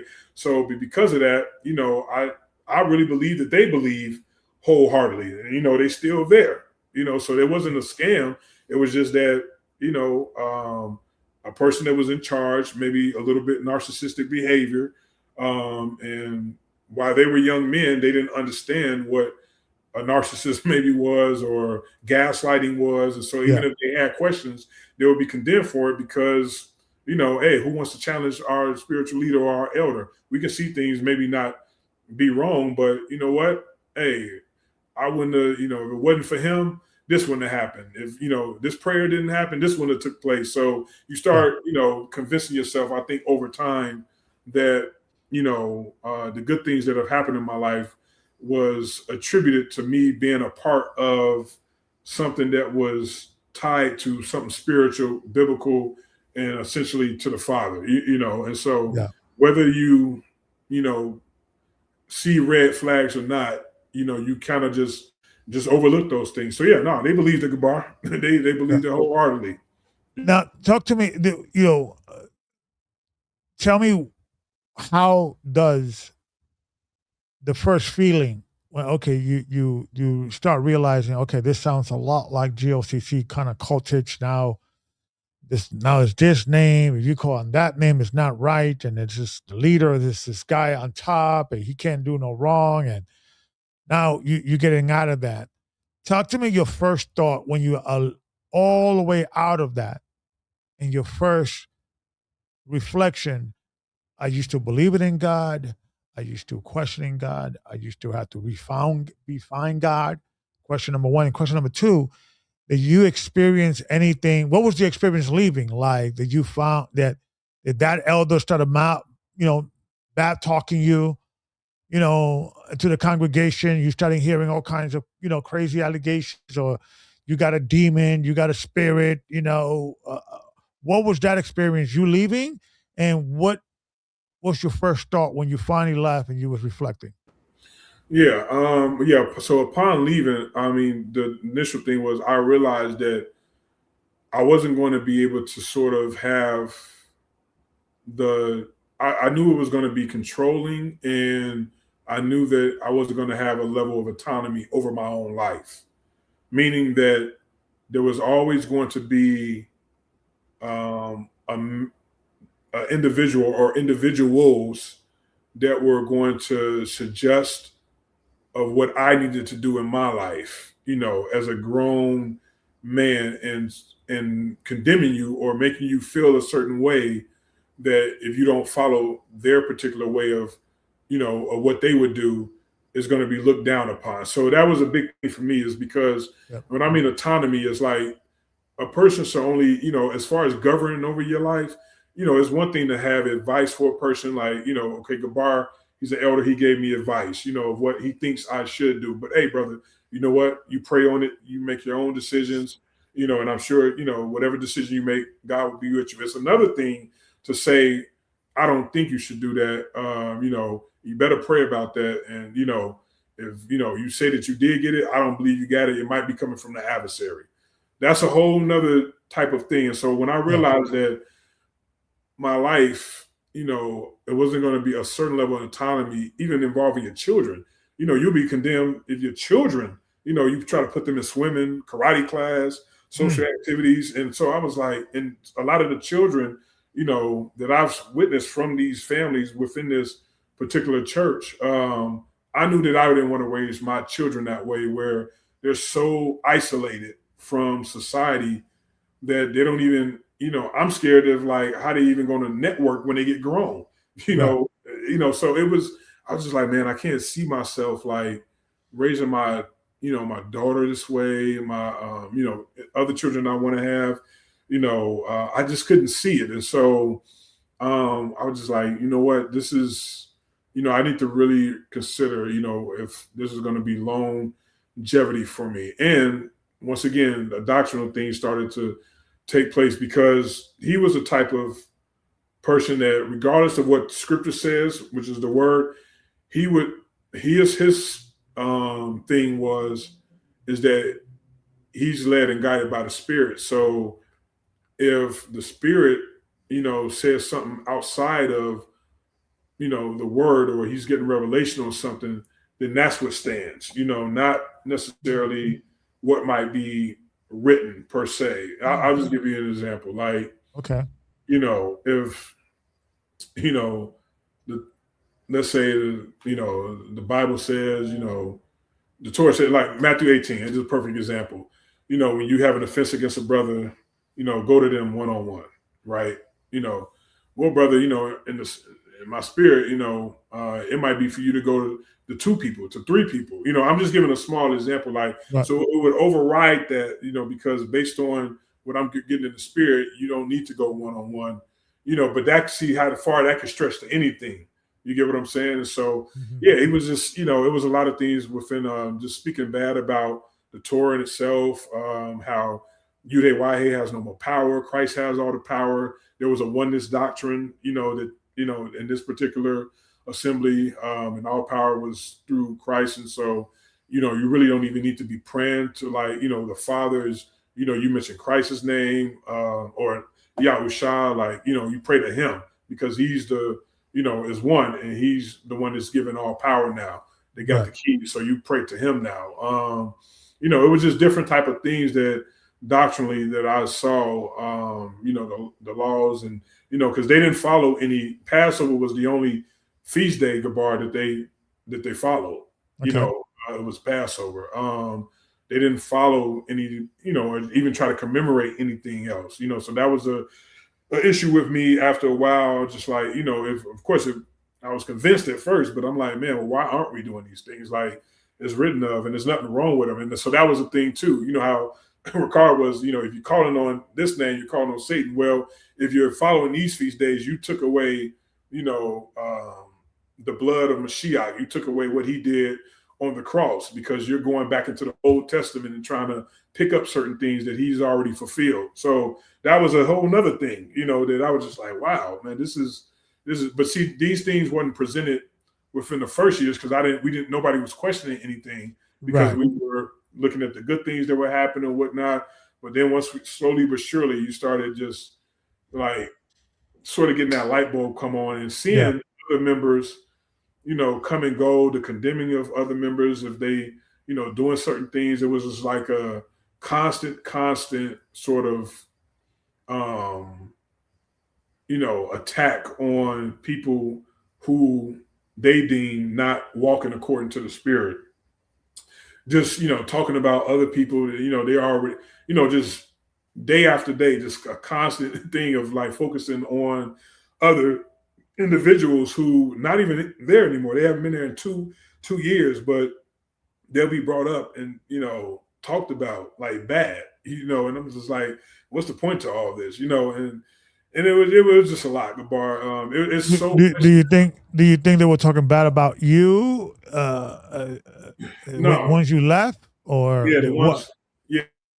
Who left, the ones who left, and the ones who they didn't think was, walking according to holiness, and, because once you leave, that was, you were like excommunicado, because it was like, who would want to leave a place where the Messiah brought you to? So his thing was that you didn't really leave. Actually, the Messiah kicked you out, because, he doesn't, you can't leave on your own. He actually rejects you because you're not walking in holiness. So it's your fault. It's your fault. So he rejected you actually from being in, his spiritual covenant, basically. And so there's no, and then you can repent, try to get back or whatnot. But once you leave, you're almost like looked down upon. So it was just a lot of that. It was just like, wow, man, this is very, very strange. Very, very strange. Are there still people that are there and are trying to get you back and calling you or say, hey, brother, you're going, or you? Because I've been rejected. I've been rejected by the Messiah. So I'm sure they're talking about me, maybe a few other brothers on the services and the lessons that they have. every day. I'm sure I'm still being brought up, just like people who left, they were still being brought up, so yeah, no, I've been rejected. So the only way I can go back is, he has to put the spirit in you, and, he has to change your heart, so that you can see, where you went off at, basically. And so, no, nobody's calling me. So, talk to me. You out that these two situations. You left. You took everything out of there, whatever. And are you starting all over again, spiritually and financially, economically, relationshiply, your family? Like, are you like double embarrassed? Like, did your family, like, you left one crazy cult, then you join another one, and you back? Like, give me that experience. Yeah. I didn't leave the country in this one, so that's So anything past that, like, and nothing can be worse than that. At least he's in the country, right? Exactly. Nothing tops that. So it's like, at least he stayed here and did, is involved. And I didn't, my family, because I learned from GOCC not to come, I kind of grew like, man, you can't be really radical, saying this time. So I didn't even, it was just, they didn't even really like know that I even left like GOC. I mean, they knew I was in something different, but I didn't go into detail. I was just like, listen, I'm just doing my own thing, because I already learned my lessons, of trying to convince or trying to, teach them something, or, saying something and it not happening because I just did what, I just said what Ricard said and regurgitated it. So I was just like, you know what, this is just my own personal walk. I'm here for a certain reason. So I didn't, but as far as me leaving, and like now I'm just in a point of reflecting of the whole situation, my time in GOCC and my time in that particular congregation. And I still talk to a few brothers who have also been in, throughout the same experience as me. We still keep in contact. We'll get on the line. We'll, pray together. We'll be a fellowship, but we also have therapy with each other and just realize, man, the situations that we were in and how can we avoid a lot of this going forward, because I think that's what, I think I'm thankful now that I kind of know what to look for now. You get what I'm saying? Like, say let's just say I do, look for another congregation, what have you. Well, I know the signs of an occult leader now, you know what I'm saying? Like, I know what to look for. I have my own thought process. I have my own mind, because now I've taken the time out because this was 2 years ago when I left this place. This was 2 years ago. So I just want to let everybody know I've been out of that for 2 years. But it gave me time to reflect and realize, why did I believe that? What drew me into that? That's why I can always say, like, okay, Gabar, this was the space that I had between GOCC and this other one. I didn't have the time to really sit back and examine what just took place in GOCC. I just hopped right into something else.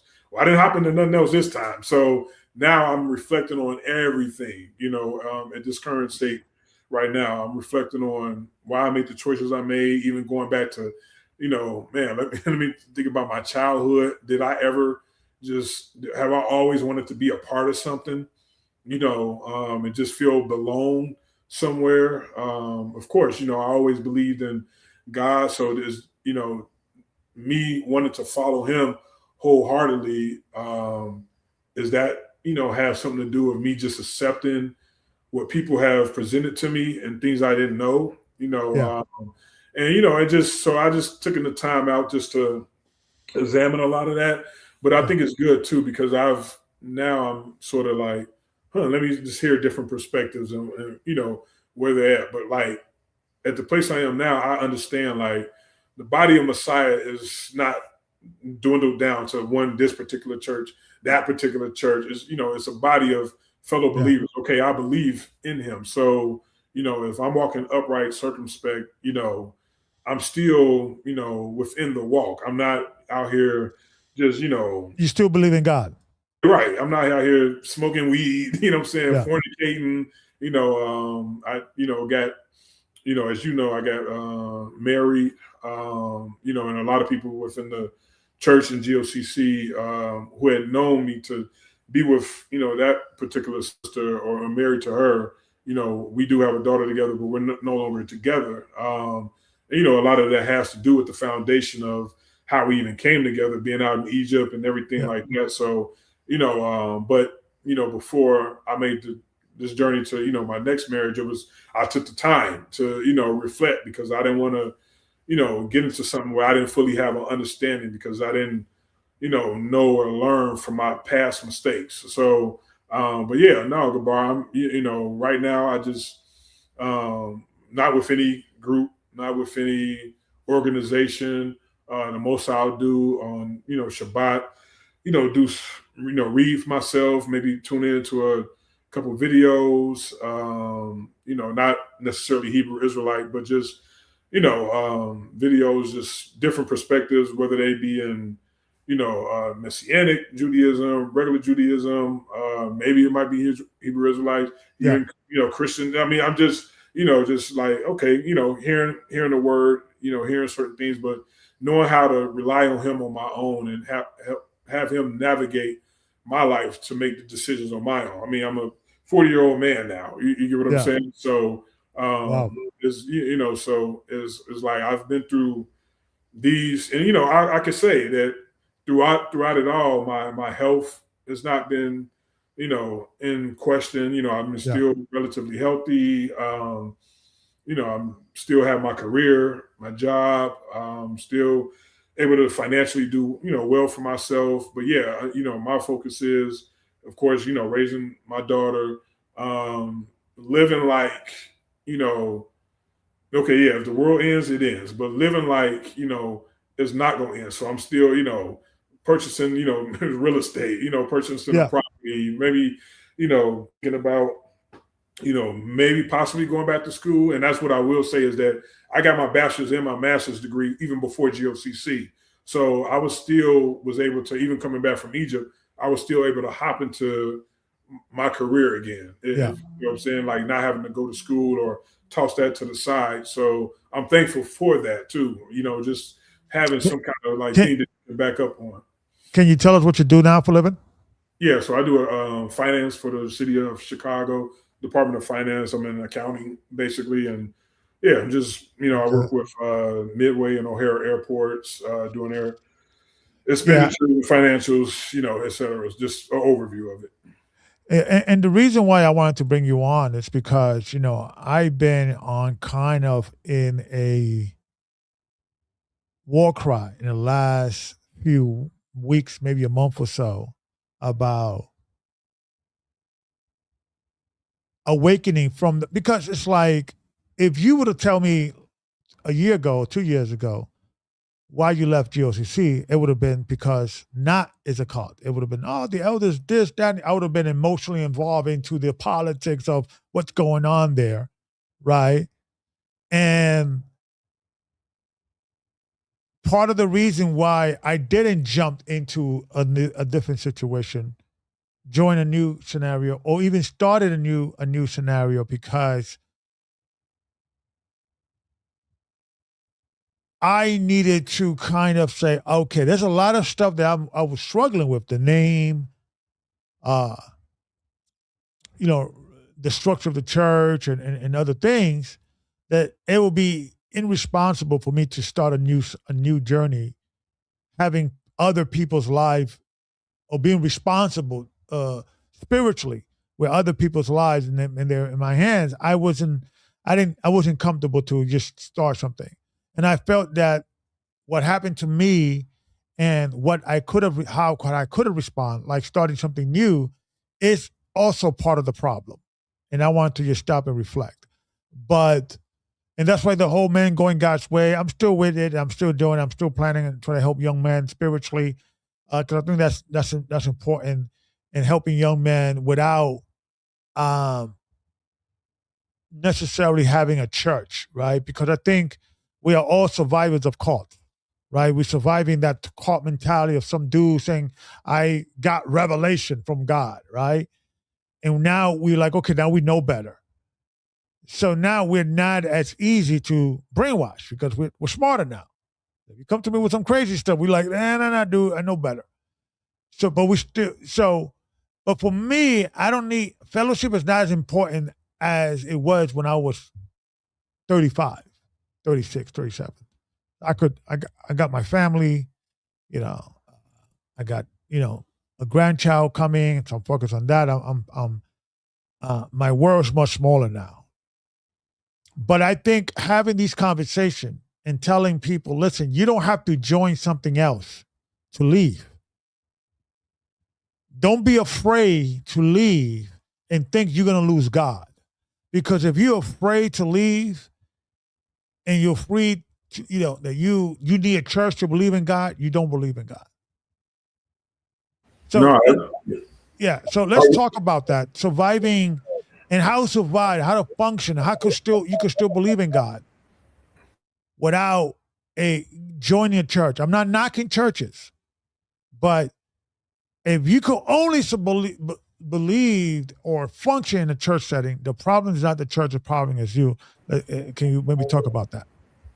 Yeah, and let me say this too, Gabar. I think a lot of it has to do with the relationships that you've developed within that church, and because you've now it's like, and I think the ones that definitely this last one I was in, but even in GOCC to a degree, because you don't want to keep fellowship with unbelievers or unequally yoked with unbelievers, you cut off your people that are not on the same wavelength or on the same journey as your own, right? Yeah. So you've cut them off. Okay, now you're in a situation where you have a new sort of friend group, a family, you've had relationships now, and that if you leave one, in my mind, it was always like, man, well, I can't be the one to quit on, everybody. I can't be the one to, even though I don't agree, man, look how many people look at the relationships, because that from prior people leaving, okay, don't talk to this brother. We're going to have to, okay, we're not communicating with him anymore. And both of them, GOCC and this one, it was both like that. So that the potential of you keeping the relationships the same way that you kept them while you were in a church is not going to be there. So guess what? That leaves you what most people, even in human life, are afraid of, and that's being alone. And I think that's what sort of revolves around a lot of it, is that the fear of just being by yourself, the fear of being alone and not being a part of something. You get what I'm saying? And that's fear. Yeah, and we're naturally tribal. That we're programmed. The defect is want to be alone. No one wants to be alone, so we need a tribe. Yeah. So no, we need that, and so I think a lot of it has to do with, man, because I've even heard like brothers say to me, even though they can see the same things, and they might see stuff as wrong, but like it's like, man, where am I going to go? You get what I'm saying? Like, and that's the thing too. Is like, okay, you now left or even left this particular congregation, is like, okay, well, what do I do next? Where am I going to go? Because the fear is now I have nowhere to go. People are looking to go somewhere for some reason. Everybody's looking to go somewhere. And it's funny you mentioned that, because there has been people that have called me. They have had position in the church and agree with me and understand that the leadership is going the way off, but are too afraid to leave because they feel that they kind of are like a protection for the people. So you get emotionally involved with the drama that sometimes that drama keeps you in. No, absolutely, it does, and it was easier, I would say, in the second, the second church I was just with, because I didn't have no position in that one. You know what I'm saying? Right. I wasn't no minister. I wasn't no, and I, after a while, I made sure not to even put myself out there to even try to beat anything, because I'm like, oh yeah, I don't want to, you know what I'm saying, get, you know, too far into this. Let me just continue to develop as, you know, I am. And I didn't feel like I needed to be teaching anyway, just because, you know, I was like, dang, man, I taught a lot of things wrong in GOCC that, you know, I had to come back for. I don't want to be in another position. Now I'm just so-called another teacher. And, you know, what if I don't know this? You know, so I didn't even do, you know, I didn't have no position in the last one, but even, you know, but it was harder to leave GOCC, I think, because of people looking, you know, I knew the position that I had, and I knew that, you know, people would look to me as, you know, like, man, you know, we looking for him to sort of like, you know, help keep us going. You know, he's the elder of the church, you know, and so, man, you know, and I knew that that would hurt a lot of people. And so you know, it was hard because of the relationships, the effect that it might have on others. And I think, and then of course, the big one, the fear that the Most High is going to do something to you because you left, you know, forsake the assembly, you know what I'm saying? Forsaking the assembly in Hebrews, you know, that's something that's just looked down upon. So, and that's, of course, you know, thrown out there like that. So that was the biggest one too. Is like, man, what if something does happen? And if anything goes wrong, you automatically gonna look to, man, well, I left, you know, and maybe I shouldn't have done that. The Most High is angry with me. You get what I'm saying? It's these type of, you know, thoughts that just constantly, you know, will go through your head, but it's only till you're out and you know, can look at things objectively and be like, no, he was with me even before I came to these particular congregations. You get what I'm saying? He would work things out for me. This was just maybe part of the journey. You know, I mean, he might have something else planned for me in the future. It was a reason why I went through what I went through, so I can do like I'm doing now. Maybe just have one quick testimony to inform others. You get what I'm saying? Maybe that's my whole mission in life. But you know, I think, for me now, you can, and I would say that no, you can have a relationship, and you know, there are other people who are in your same situation that you can, because the church, or you know, in the Greek, ecclesia, is the body. You know, it's people. You know, it's not necessarily one particular congregation, but you know, you have, you know, even if it's just 3 or 4 people, that's your church. I mean, that's like you just what we're doing right now, Gabar. We're discussing, having a man conversation. We're 2 or more. You get what I'm saying? And now we're having, you know, a dialogue about the scriptures, our time and a place. This right now is, you know, we're actually, you know, we're not going into scriptures, you know, okay, brother, read this, let's go into a lesson, but it's still talking about, you know, our life experiences in a spiritual capacity, you know. So right here is, you know, is good for me. You get what I'm saying? Like, and I can move forward. And hey, if it's the next week, you know, we do it every week. You know what I mean? Like that's, I mean, it's suffice. That's what I should say. It's just, it's sufficient enough that I don't need the big, you know, and if he has that for me, hey, so be it. But I know what to look for now. I know if a person is talking about, I need to do this, I don't need to do anything of what you're saying. I can pray and I'll let him decide, you know, if I need to be, you know, doing something and put myself in a position. Elder Gabar, can I ask a question? You read my mind because I wanted you to come in because I wanted to see if there's any questions from the audience, and I wanted to know if Danny, you had a question. So Danny, you want to come in and ask a question? Yes, sir. So I just got some notes written down, and I'll kind of start with the most recent one, which is you made a point that people are naturally tribal. And so based upon the conversations that I'm hearing from, you know, being in a cult and leaving a cult, I would say that it's more so in the realm of clinginess and not tribalness. And that, you know, so what do you guys think about that? Is that whenever we're attached to cults, we're being clingy like you would a relationship and not necessarily tribalistic? Dawood, what do you think about that? What's to you? Yeah, I could definitely see that point, because you know, like a relationship, you want it to work out. You know, who, you know, at the end of the day, like who wants to really, unless it's just that terrible, but like once you've invested your energy and your focus and your time, you know, you don't want to really be wrong and you want things to work out, you know, so you do clean yourself to something, because one, you might be lonely. Like if you get out of a relationship, okay, you're back to being single. You're back to being lonely again. So and sometimes you like that comfort of another person. Like I think, we're gonna fellowship somewhere. You're gonna cling to something. You get what I'm saying? Like it's I don't want to say impossible, but like, people naturally, to a degree, I think do have to have some type of community, that's just the way I believe, people are wired. I know people that I work with, guess what? They don't have a wife, they don't have children, and they haven't retired. They're 70 some years old because the work and the people that work there, that's their life. And so they'll stay there. They'll get there at 6:30 in the morning.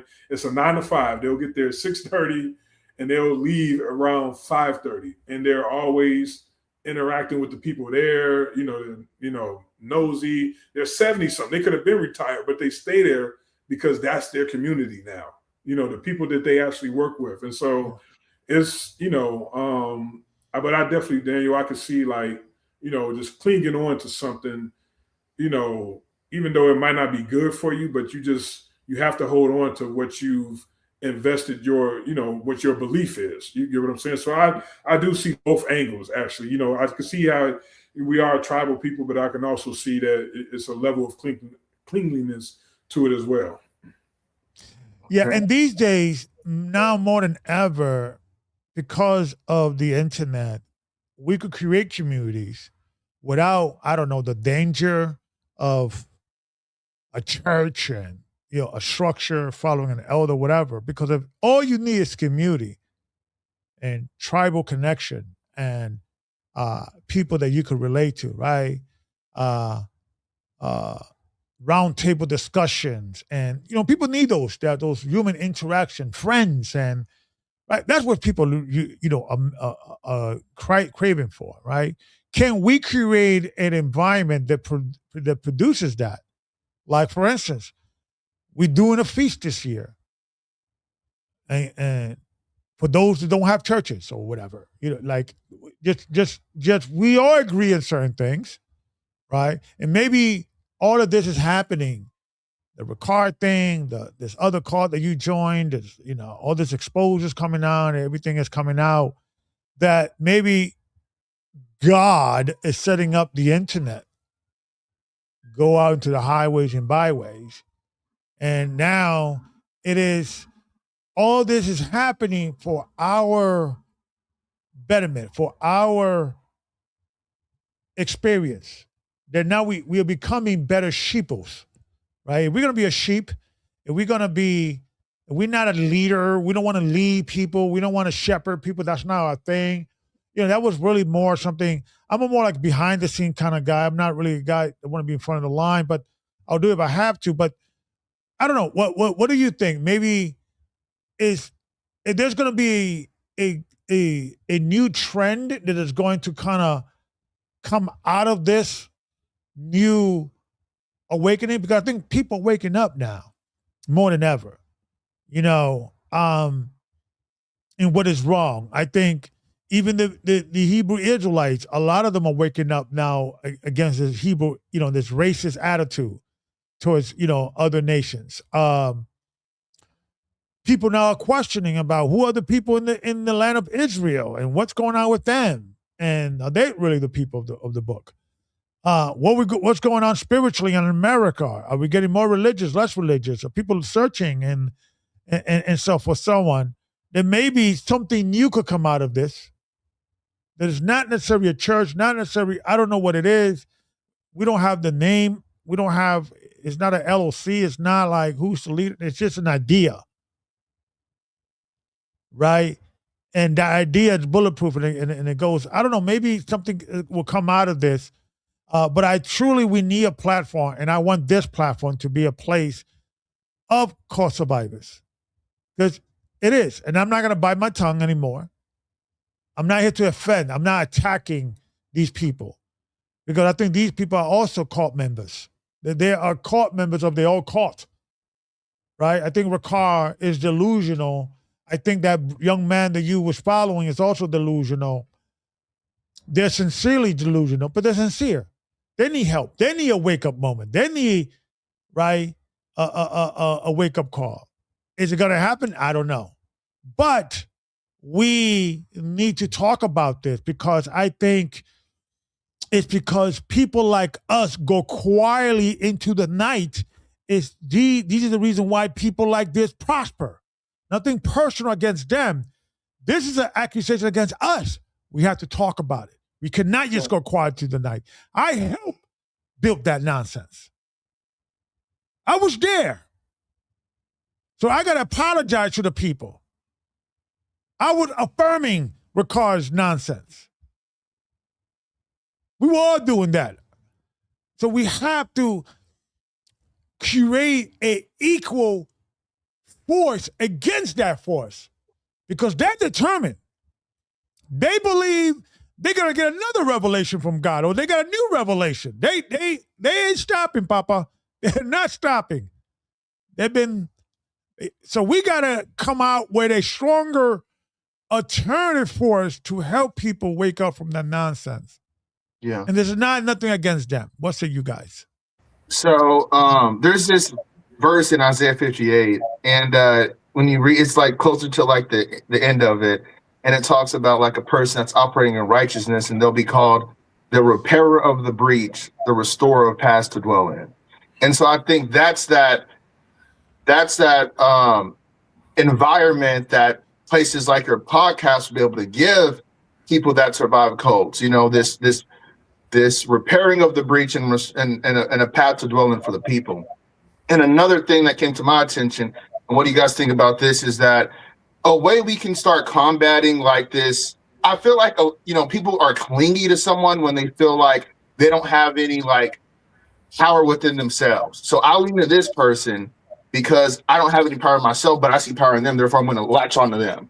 But I believe that if you start to put people to work inside of like these, like put them inside of administration, then you would start to get that separation from clinginess because they're occupied and they have their own stone or skin in the game.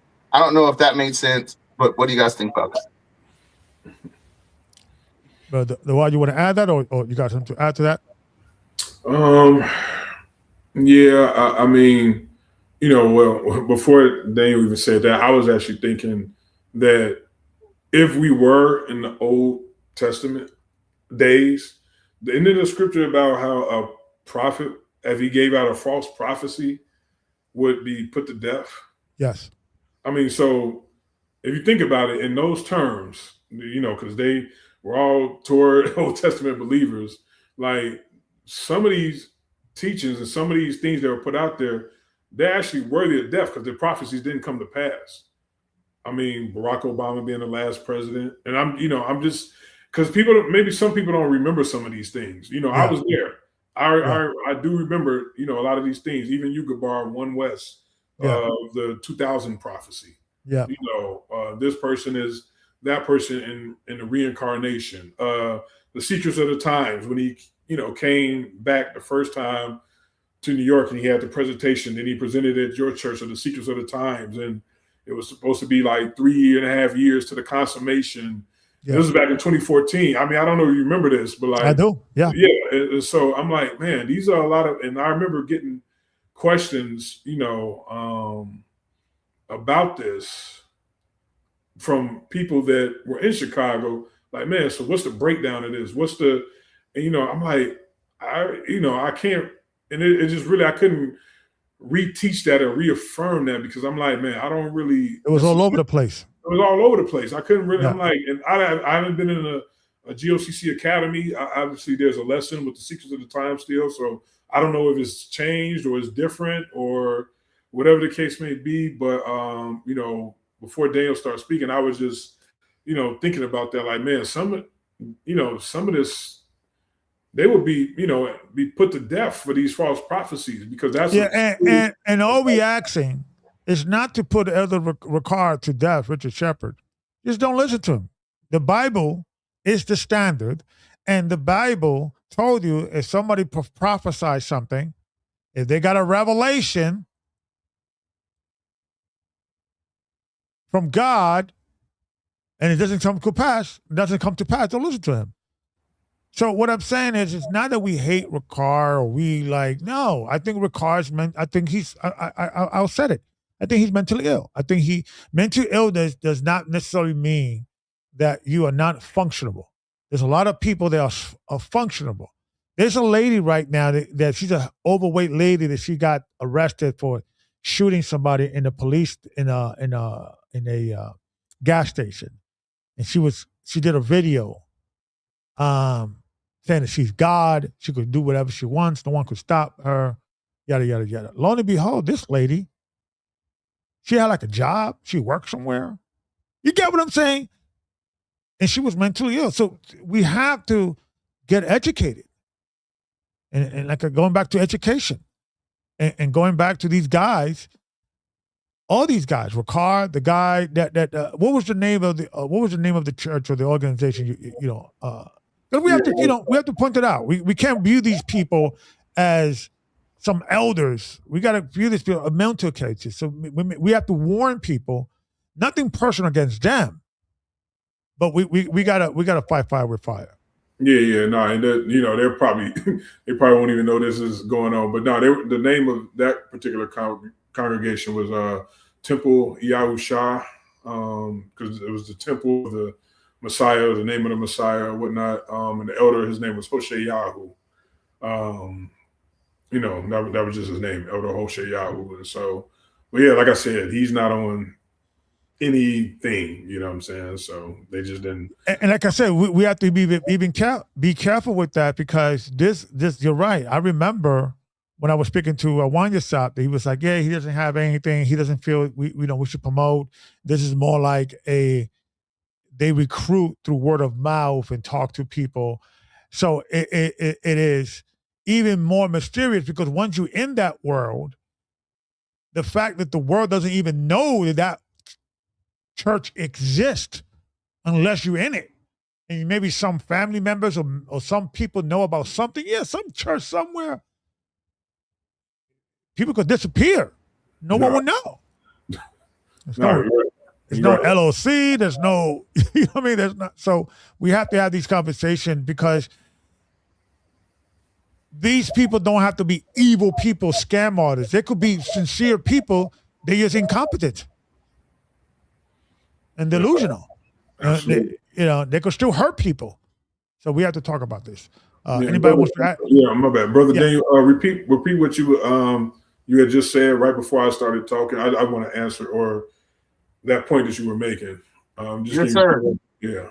So do you guys think like a way to combat that clinginess? Because the way I understand it is that you get a lot of like cult members, because when they see a God that they think is more competent than they are, and that you cling to them because they have the power in the situation. That's where that clinginess comes from. So do you think that in like a proper tribalistic setting, as far as a community, that if people just had work to do, I don't know, let's kind of think back then, like people were tending to sheep, or one person was like making clothes, or just like more of just like work to do within the body, not necessarily inside of like an institution, that they would feel more empowered and they wouldn't feel so cult-like. I don't know. I don't know if there's something there. I would just. No, I hear your point. I don't know though you want to answer it or the question was towards him, but I think the key problem is the foundation of the church. Once that's ruined, it doesn't matter. It's not like we could create a system to protect cult members from cult leaders. Cult leaders, doesn't matter what structure you set up, you're in a cult. If you have a scenario that one person is running and making the final decisions, and it is like a pyramid type of thing, one guy on top, and he has generals and commanders and all that. That the system, it doesn't matter what there's nothing we could set up down here in the bottom that could protect us from that. Got you. So that's my personal opinion. But what you got to say to that? No, I mean, the foundation is everything. I actually agree with that, Gabar. I'm sitting there trying to think about protecting from cleanliness. If people were to had other tasks to do, I guess, instead of just, like you said, coming to the institution. They just in the church, coming to the classes, and I don't know. I mean, yeah, I don't. What can protect them from cleanliness? That's actually a great question. I just think it's people like me and you just gotta warn them. Like, I don't know, it's because what, like Gabar said, the foundation is already, it's already set for anything that they do. Because let's say, they have, and doesn't what's his name? Not to throw other people out there, but we talking about it. So Pastor Dow, right? Doesn't he have like a compound where they like do things with the land? Like like people do carpentry, people do help with farming.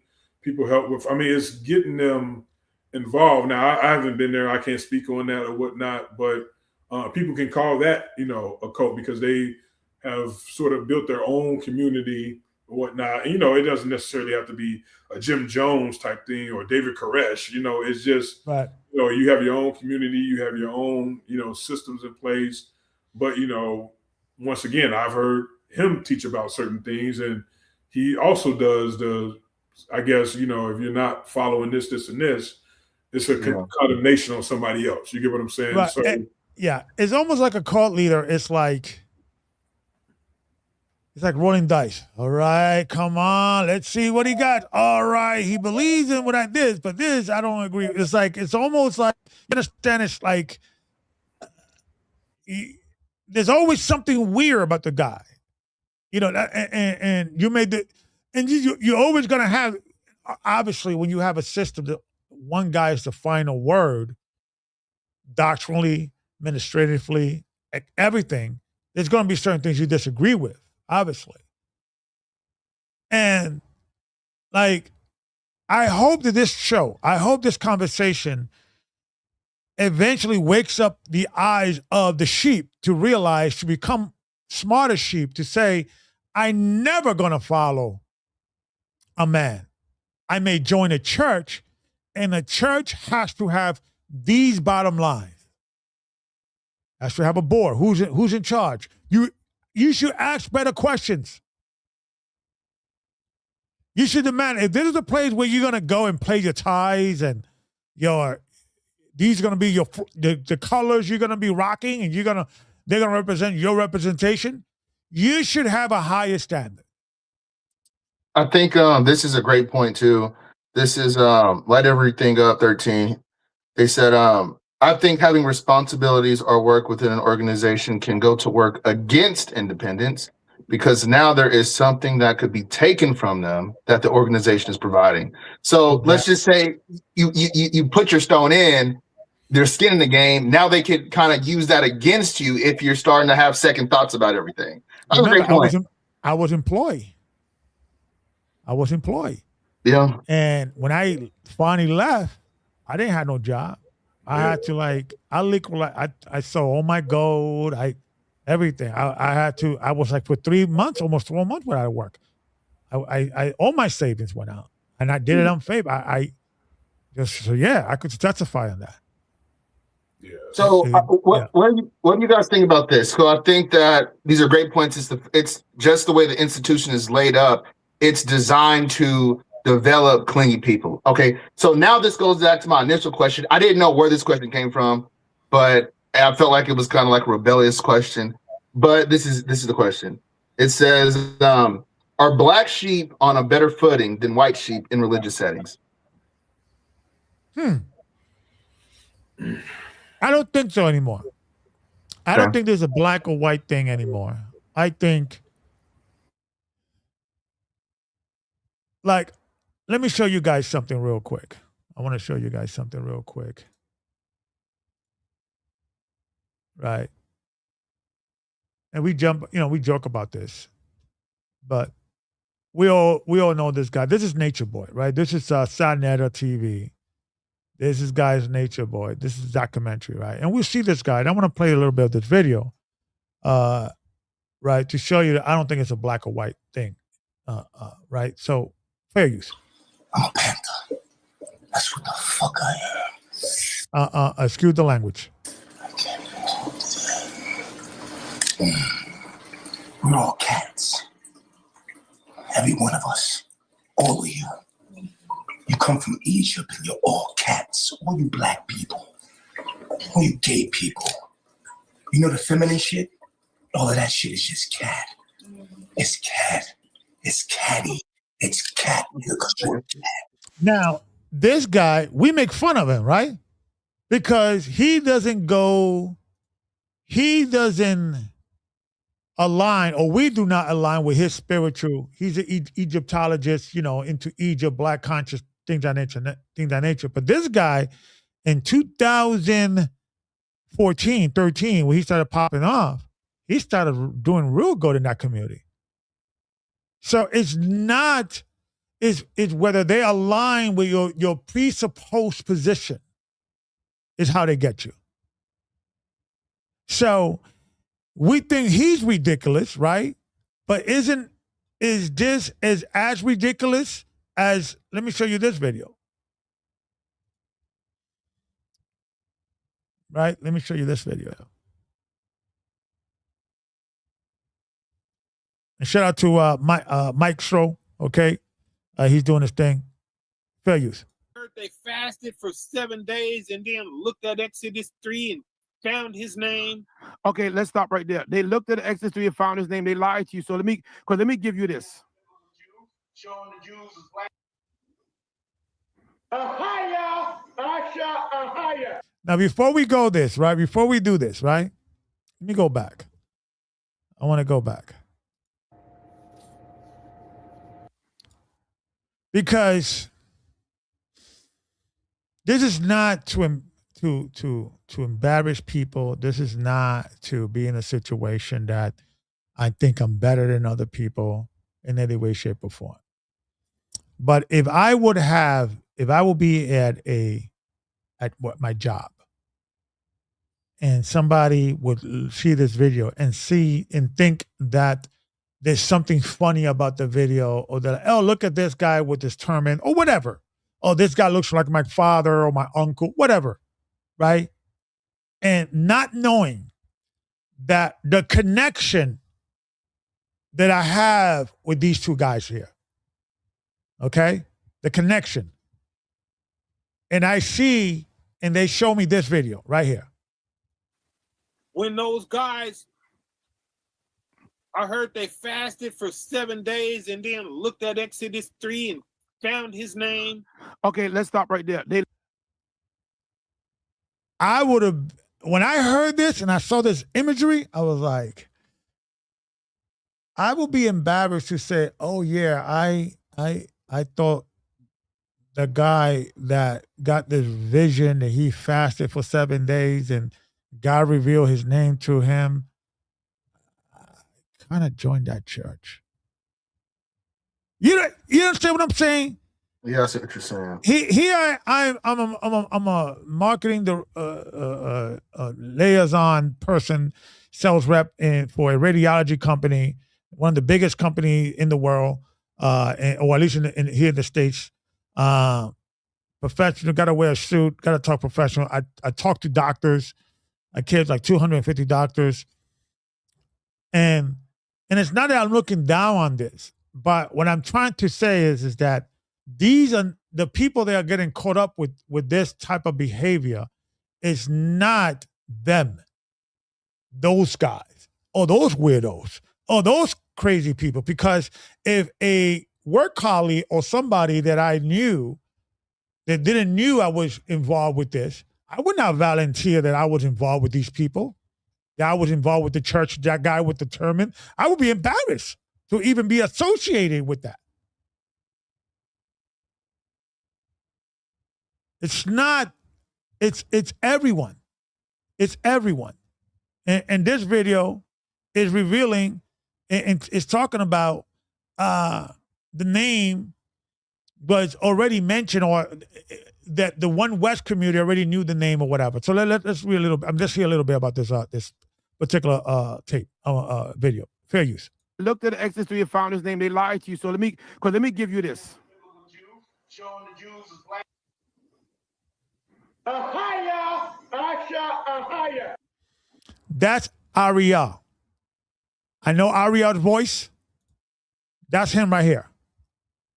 That's Ariel. Right? Ahaya, Asha, Ahaya. That means I am that I am. That's the name of this book. Who put this book out? And the guy who's speaking is Yeshaya. This guy right here.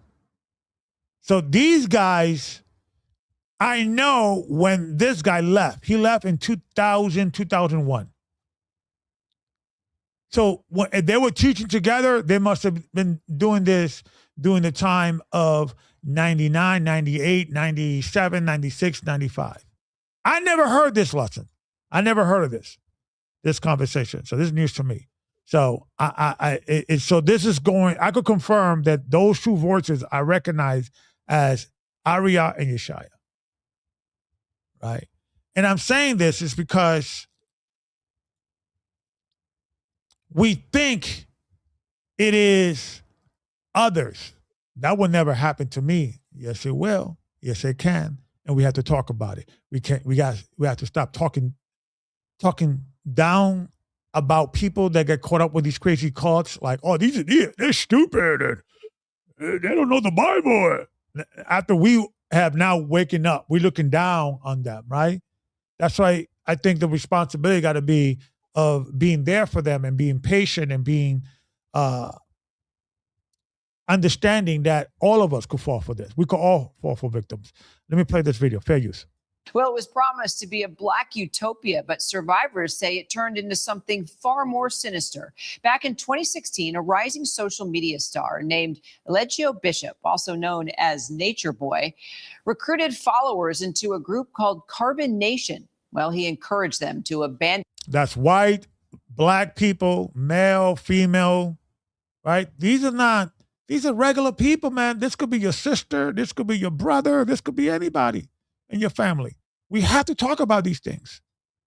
I know sometimes it's embarrassment. We have to talk about it. We are all subject. It's not only stupid people. It's not only black people. It's not only white people. It's all people. It's Hispanics, Native Americans. There's courts in China and Africa. We have to talk about this. In their families, join his alternative lifestyle community. But it devolved into an environment marked by manipulation and escalating violence. And it's all documented in the latest ABC News Studios docuseries, The Cult of Nature Boy. I've been doing for the last 4 years. I was in a cult, man. Who am I? Nature Boy. Nature Boy. Nature Boy. You know this is not how life's supposed to be. Where Nature Boy is, that's where I'll find my truth. I am your Messiah. Bow to me. What in the world is going on here? Something was screaming at me, no, but I ignored it. There was brainwashing, mind manipulation. He was king, he was God. Whoa, joining. So, you guys could see that on your own. And I believe it's playing, the documentary is in I think it's in Hulu. So you guys could check it out. I think it's like 4 series, or they're up to the 4th series today. I'm going to start seeing it tonight or tomorrow, just to kind of get myself educated on the subject matter.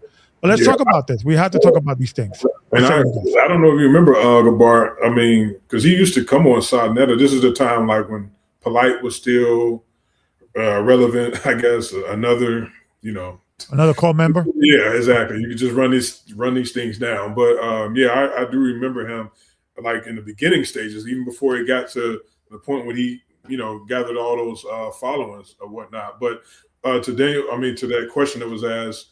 David Koresh was white, Jim Jones was white. So white people, and I'm sure, guess what? Those people had careers, I'm sure. They was living, doing something. Some of them went to school. You had a master's degree, right? Exactly. So no, I'm sorry. Y'all misrepresented me. So when I say black sheep and white sheep, I mean like black sheep as far as like that metaphor. Like, people that are against the status quo, and then white sheep being like the obedient. You've heard that saying like, oh, that's just the black sheep of the bunch. Like, right. So I didn't mean it as far as in like ethnic. I see what you're saying. I meant it as far as like the people, the are black sheep, people are against the status quo, or are they on a better footing than white sheep in religious settings? I think they both are victims. Could be. I think both of them could find. I think because cults fulfill a void that everybody needs, black and white sheep. So if you have that, if a black sheep has a void, there's a cult out there that they could find. It's a white sheep, has a void. There's going to be a cult that could find it. So I think everybody is open. Okay, I agree with that. I agree with that. It's not necessarily whether or not. It's just simply based upon kind of like your upbringing, the time and place, and all these things are factors into whether or not that right person comes in front of you and tells you what you want to hear. So I see what you're saying.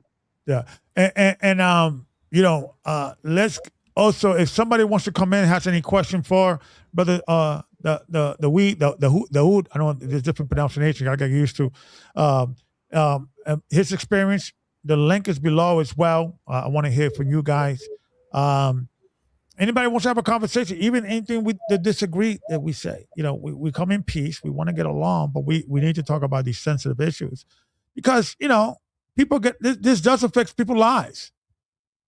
And I don't think Nature Boy, Ricard, or the guy, Yahoo, his name is? What's the guy's name? Yeshayahu. Yeshayahu are bad people.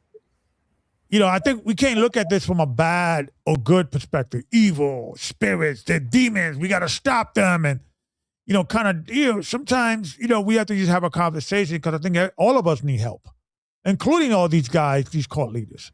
I don't know if anybody wants to come in and have that conversation, but anybody else wants to, say anything that is relevant before we have this conversation, because I think we cover a lot. So, I got a question for Brother David. It's Daoud? Yeah, David Daoud. Yeah.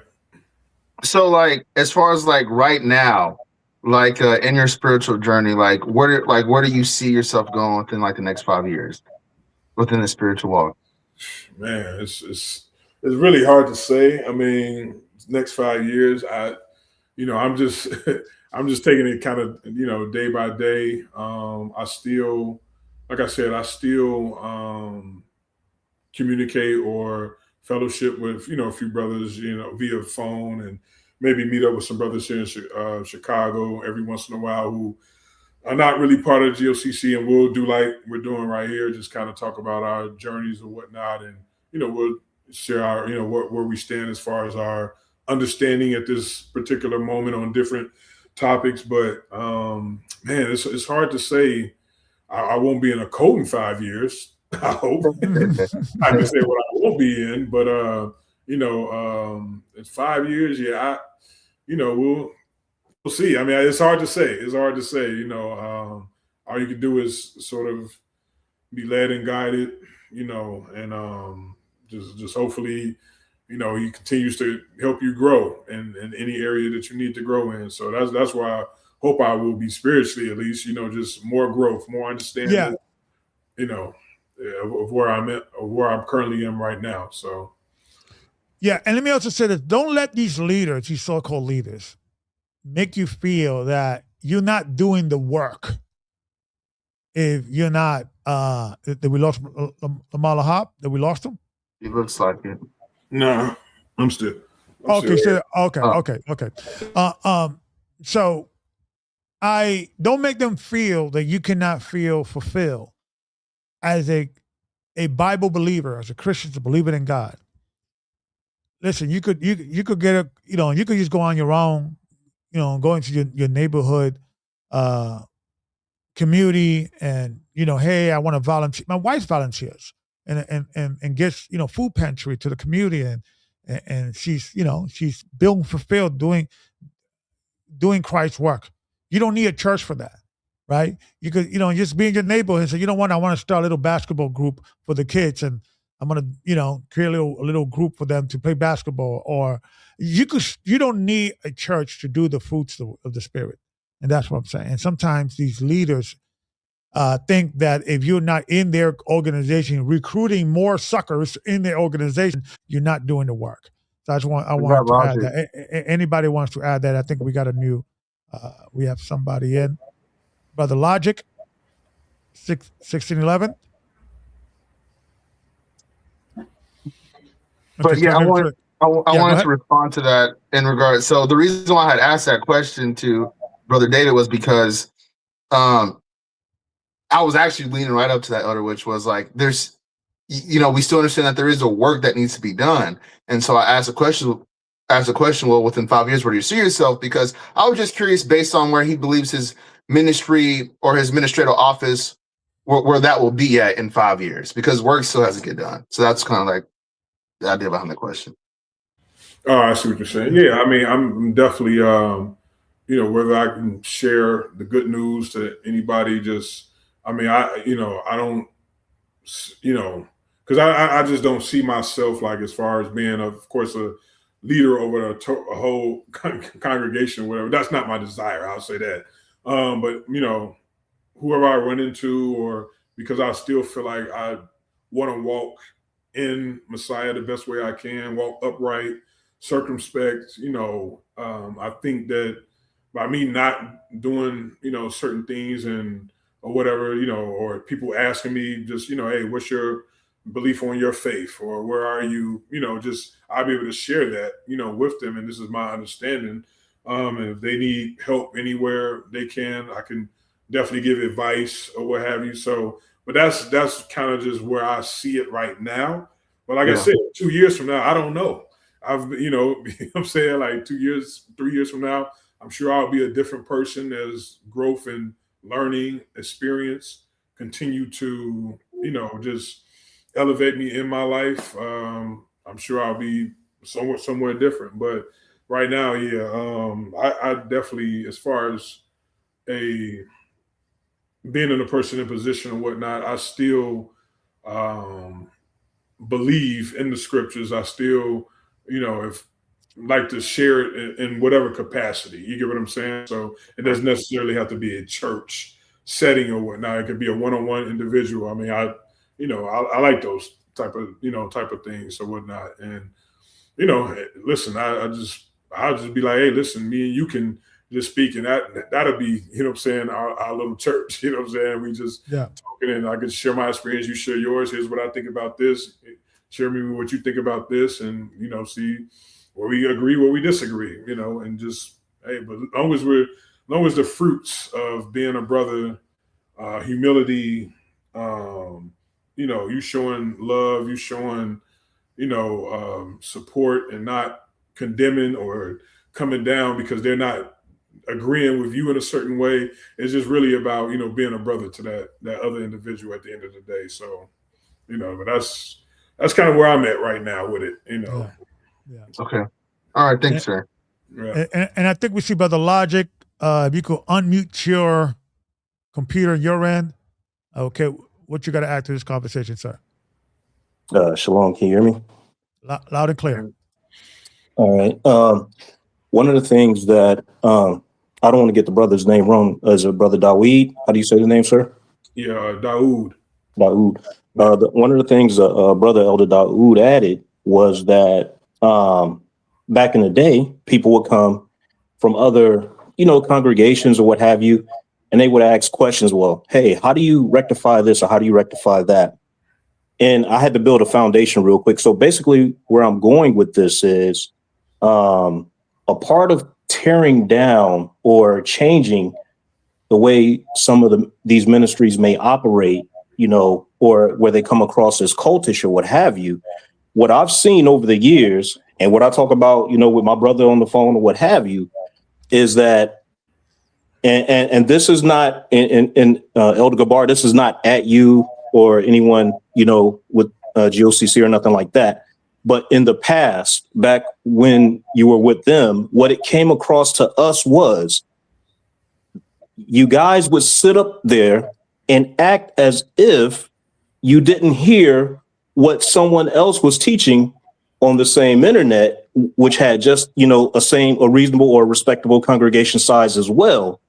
And so then when brothers and sisters come with the question, we're coming, like the brother put, we're the white sheep at that time. And we're just saying, hey, I heard this. The breakdown was pretty good. Can you shed some light on this? And then if that other ministry, and it doesn't have to be GOCC, you can use ministry A, ministry B. What seems to happen is there are certain controls, which how it comes across, that are in place, that if you go and you learn something, whether it be on your own or from another ministry, and then that elder, you come and bring it to your elder or moray or teacher, whoever, and say, hey, you might be wrong on this. They just shut it down and act like it didn't happen. That's where the gaslighting begins. Yeah.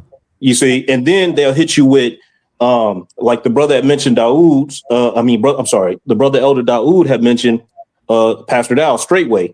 Pastor Dow's quote is eating off all these other tables.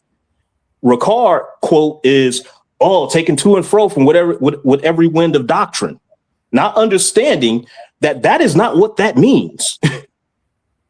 When it says that in the scriptures, in the Bible, it's saying getting away from what Christ and the apostles are teaching and what the scriptures are teaching. Not that, hey, your elder got something wrong, but we can't talk about it. I've had a running thing. I told and he's in the chat, so he might put it in the comments or whatever. I said I would pay $100 on pay-per-view. This was back in the day, back before Elder Gabar broke from GOCC or what have you. I said I would pay $100 on pay-per-view, and the brother can stop me if I'm lying in the chat. I said I would pay $100 on pay-per-view to see all these elders from the different ministries. I'm talking about just, the mainstream ones that are well known, just walk in a room, no arguing, no debating, no doctrine, and just sit down at a table for 10 minutes. I would pay $100 just for my house, just to see that on pay-per-view, just for 10 minutes. Why? Because these people are operating as if there aren't other teachers out there. And then when the other teachings come up, they don't want to address them. Those are the questions that when the brothers say, hey, he was getting questions or what have you. So I say all that to say this, because I've been having this one. I've been carrying this one for a minute, for years. My question is, and it's a question, not a statement. My question is, based on your experiences, because I haven't been where you guys have been, based on your experiences, is there some type of thing where you guys are elders and y'all sit in a room together and say, hey, we got to set up our system where if somebody comes with a correction, even though they're right, we got to ignore it. That's why people end up in cults. Because y'all once you hear, hey, something might be off, you know who do that? The Jehovah's Witnesses do the same shit. And so that's why people end up confused and bamboozled. Because if somebody comes and gives you correct information, we got to wait 5, 7, or like say in my case, 7, 8 years until, say, for example, in all praise to the Most High, Elder Gabar, he said, hey, you know what? I'm going to do my own thing and I'm going to bring out, these correct truths. But why should people have to wait that long until a ministry celebrity, not throwing shots, so don't take this the wrong way, I'm saying like whoever it may be, same thing going on with, over there at Straightway. People didn't want to listen until some of their top elders left on certain key things. Well, so why is there a system that you guys put in place? Let me tell you why you're having problem understanding why is the issue. The first problem you're having is you calling us elders. We're not elders. We're call survivors. Ricard's not an elder. He's a delusional young person. These people are not, we giving these people these titles, I think it's also part of the problem. Because let me explain what I'm trying to say. I believe there should be a conversation about if you are a man or a woman, but in this case, a black or Hispanic man, they wake up or find out or come across a 12 tribe chart or something connecting you to one of the tribes of Israel. you could end up being an arrogant SOB. I was an arrogant SOB. The way it was, and part of the reasons why is because they give you this title, they give you this position. You got to know everything because you got chosen people, right? God is working with you. This is a revelation. The truth tribes are waking up, and the Most High is working with us, and the Most High is revealing the truth. That ideology and that idea could drive you crazy and lunatic and start believing something that is not there. So I think the concept is the reason why, because I think, Brother Logic, you're looking for these are reasonable, logical questions. But cults are just there to survive and are there to just defend their ideology, whatever that ideology is. And 9 times out of 10 is defending some revelation. All cults has a routine. A charismatic leader, some revelation that charismatic leader, and some authoritative system of fear. Hey, brother, you can't do this. You can't go there. You can't go to the movies. You can't go this. You got to be careful with that. You got to be careful with this. All of them do that. So you're trying to find rationale, and you're calling these people still elders. With these people, technically, in my opinions, are mental patients. They probably need a shrink to work that out. Like, no, Ricard, you're not an elder from the church of God that he's been on. God has not ordained you to do anything. Relax, calm down. I'm telling you. Can I try to translate that maybe in another way, if I can represent you properly?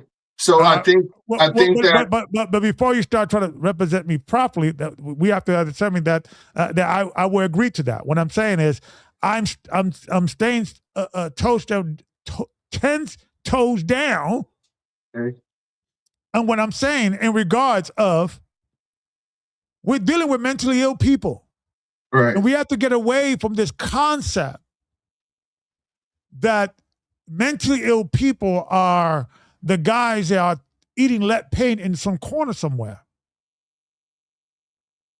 People could build delusional grandeur about themselves, and that is definition there's diagnosed. There are people that believe that God has talked to them and God has given them messages, and so why are we surprised that we're not using these terms? We should not be using elders and bishops. My personal opinion. Somebody has a better idea? You tell me. But because I think words have powers, and word gives you perspective that sometimes you would not have if you're constantly using that word, like elder. These are delusional people. I'm not an elder. Lamar Lahab is not an elder. He was just a guy looking for truth. I was just a guy looking for truth. I was just happy. So that's why people understand people call me elder because I'm an old fart, but I get it. But I'm not an elder. I don't know Hebrew.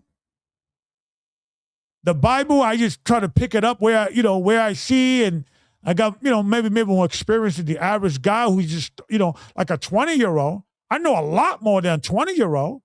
I know a little more than a 30-year-old. I know a little more than a 40-year-old, right? But other than that, there's nothing special here. That's what I'm trying to say. Okay. So you're saying to not call these people elders because within that title, we're also attaching an expectation. A system. You start getting caught up like, what's going on with Israel and the elders of Israel, and yet, these are all cult members. These are all crazy people.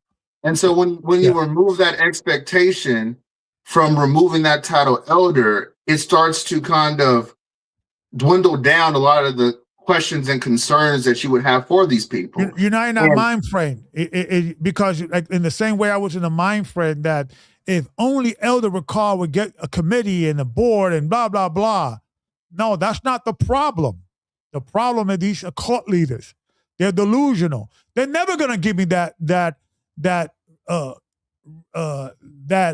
committee or whatever. That's never going to happen. These people are mentally ill. And what we have to address it like it is.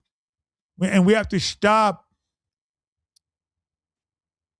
feel like we are ashamed or I don't want to call a man this because I can't. We could clearly see it.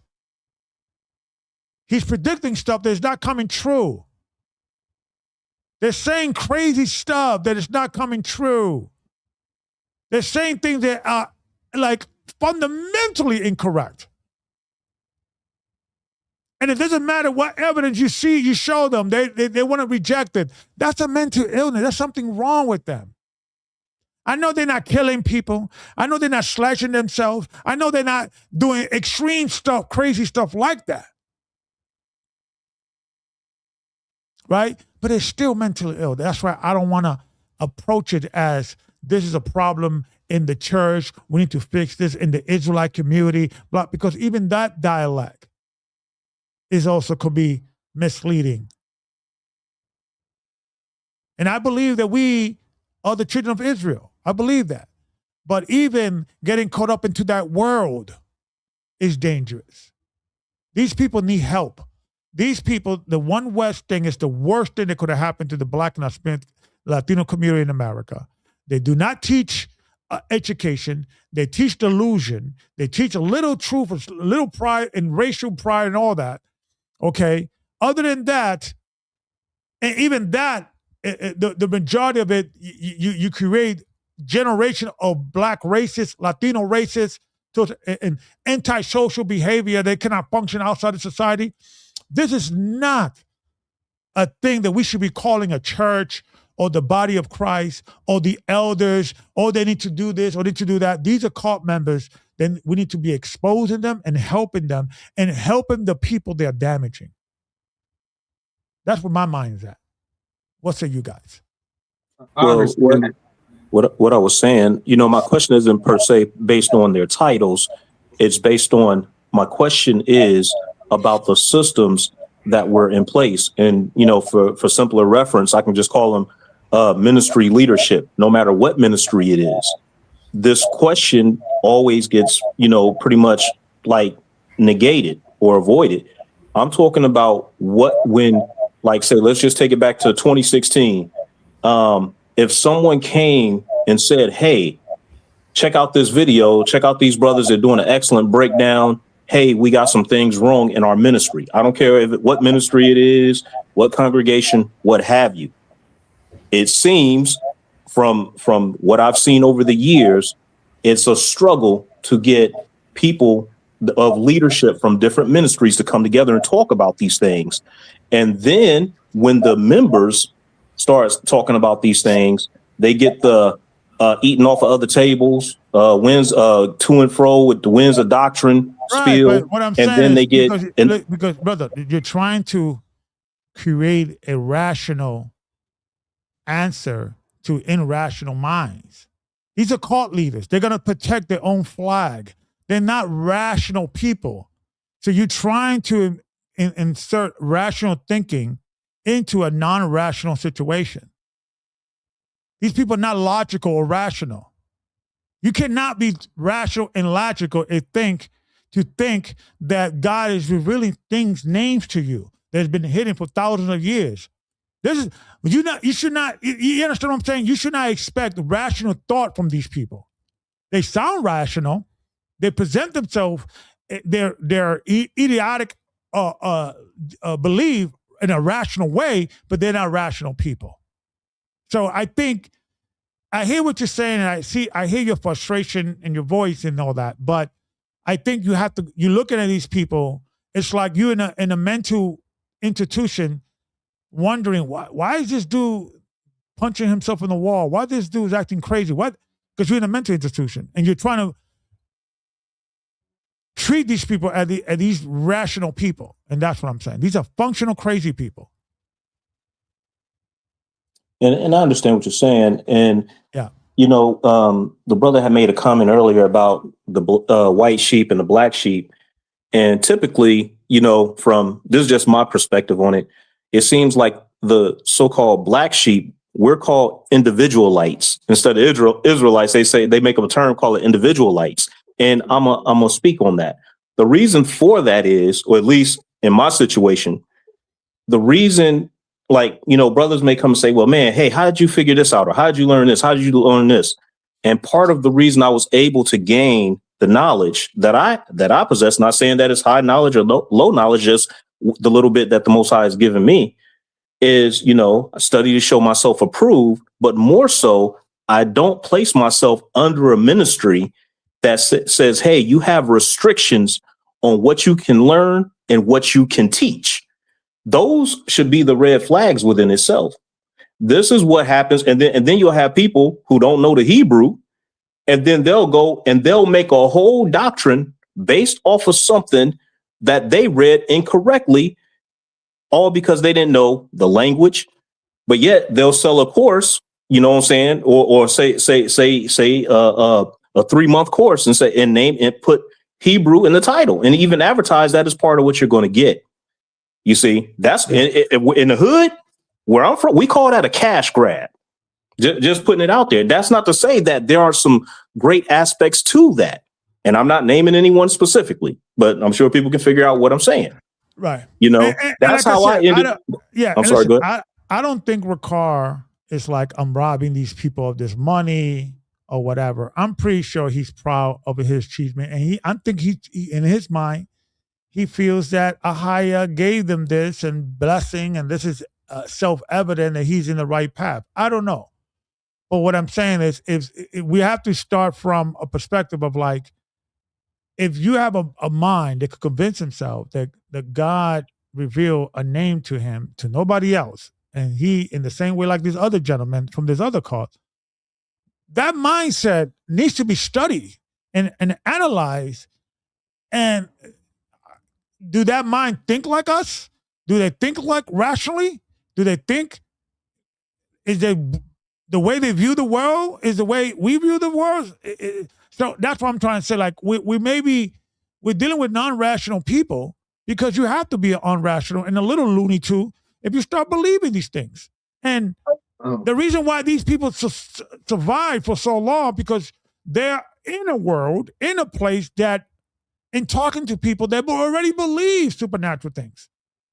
The part in the Red Sea, Christ resurrected on the third day, Samson killed 1,000 Philistines. These are supernatural things. So our brains are wired, are accessible, are weak for delusion. We have to be very careful. That's why we have to even the way we speak, the Most High revealed this to me. Are you sure? Or this is what you think is true? Well, this is what maybe we have to even change our vocabulary, because we are also brainwashing ourselves the way we talk every single day. Yeah. Can I respond to that real quick, Elder? Yes, sir. Sir. So no, it really just clicked for me what you're saying.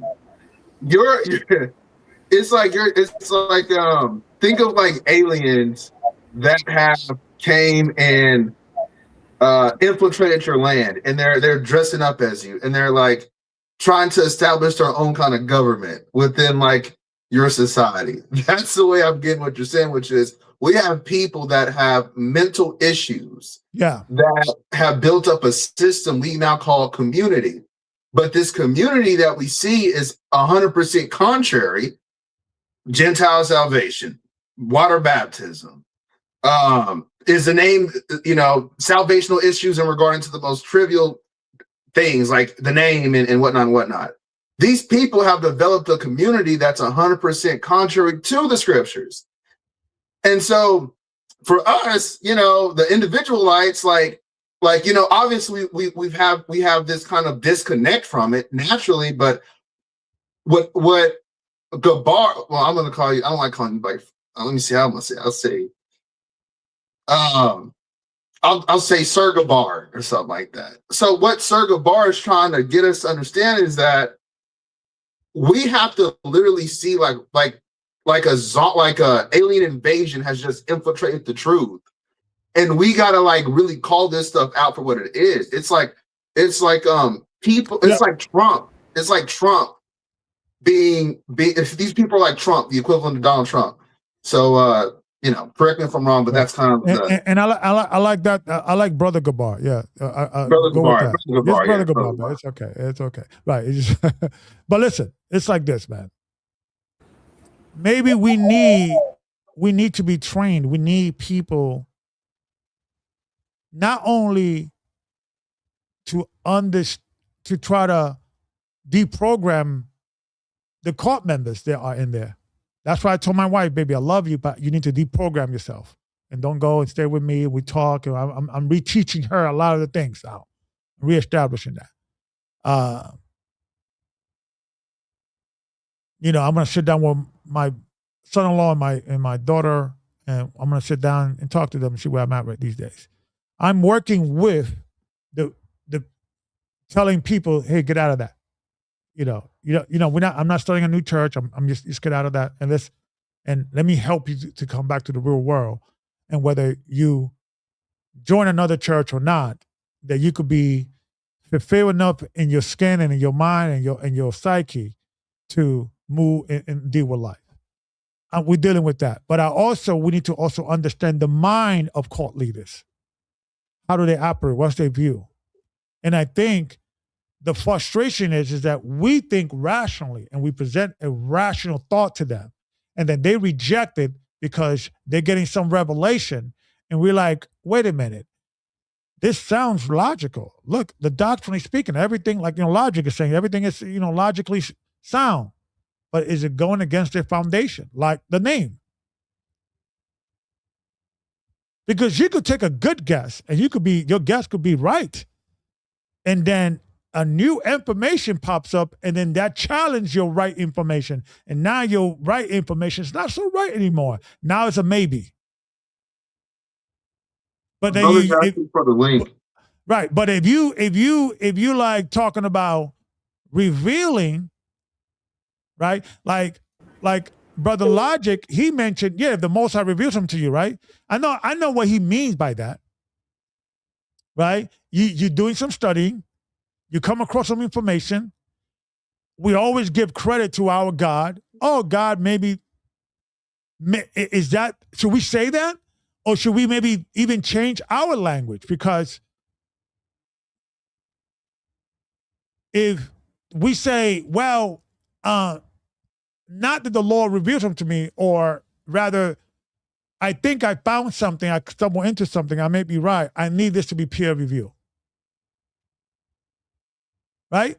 I don't know. Maybe we have to also, we're also need to deprogram ourselves in how we talk about everything, every day, in regards of our Christology, our belief.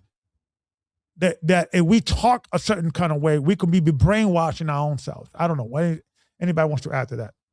Brother Dawood, you haven't spoken for a while. What you got to add to that? No, I think you brought up a great point, because it's a difference between, the Most High revealed this to me, and I believe the Most High revealed this to me. Like, it's in that one word, I believe. But whether you staking a claim like the Most High revealed this, that's two separate type of things that you could take away from that. And you're actually stepping authority. Hey, I believe that the Father gave this to me, because that opens the door now of, hey, you could be wrong in your belief, but I believe He gave this to me, and now you can. Or, hey, no, the Most High gave this to me, and this is emphatically, we know this for sure that this is right. And I feel like that's the arrogance now, because it's not like you can open the door to actually be challenged or be wrong about it, because if He revealed that to you, then there's only one Spirit, right? One Spirit, one faith, one baptism. So if that's it, then that's it. It's no longer a thing where somebody can come and debate you, somebody can come and challenge you, because we know that this is the name that, or just anything. They don't even have to be the name, but since that's the main topic, now you can't even accept anything else. Now, for you to even, somebody could come and present other information, because you've already shut it down, because it went from, hey, we believe Ahaya is the name, but so we're open to hear somebody else if they can come and present information.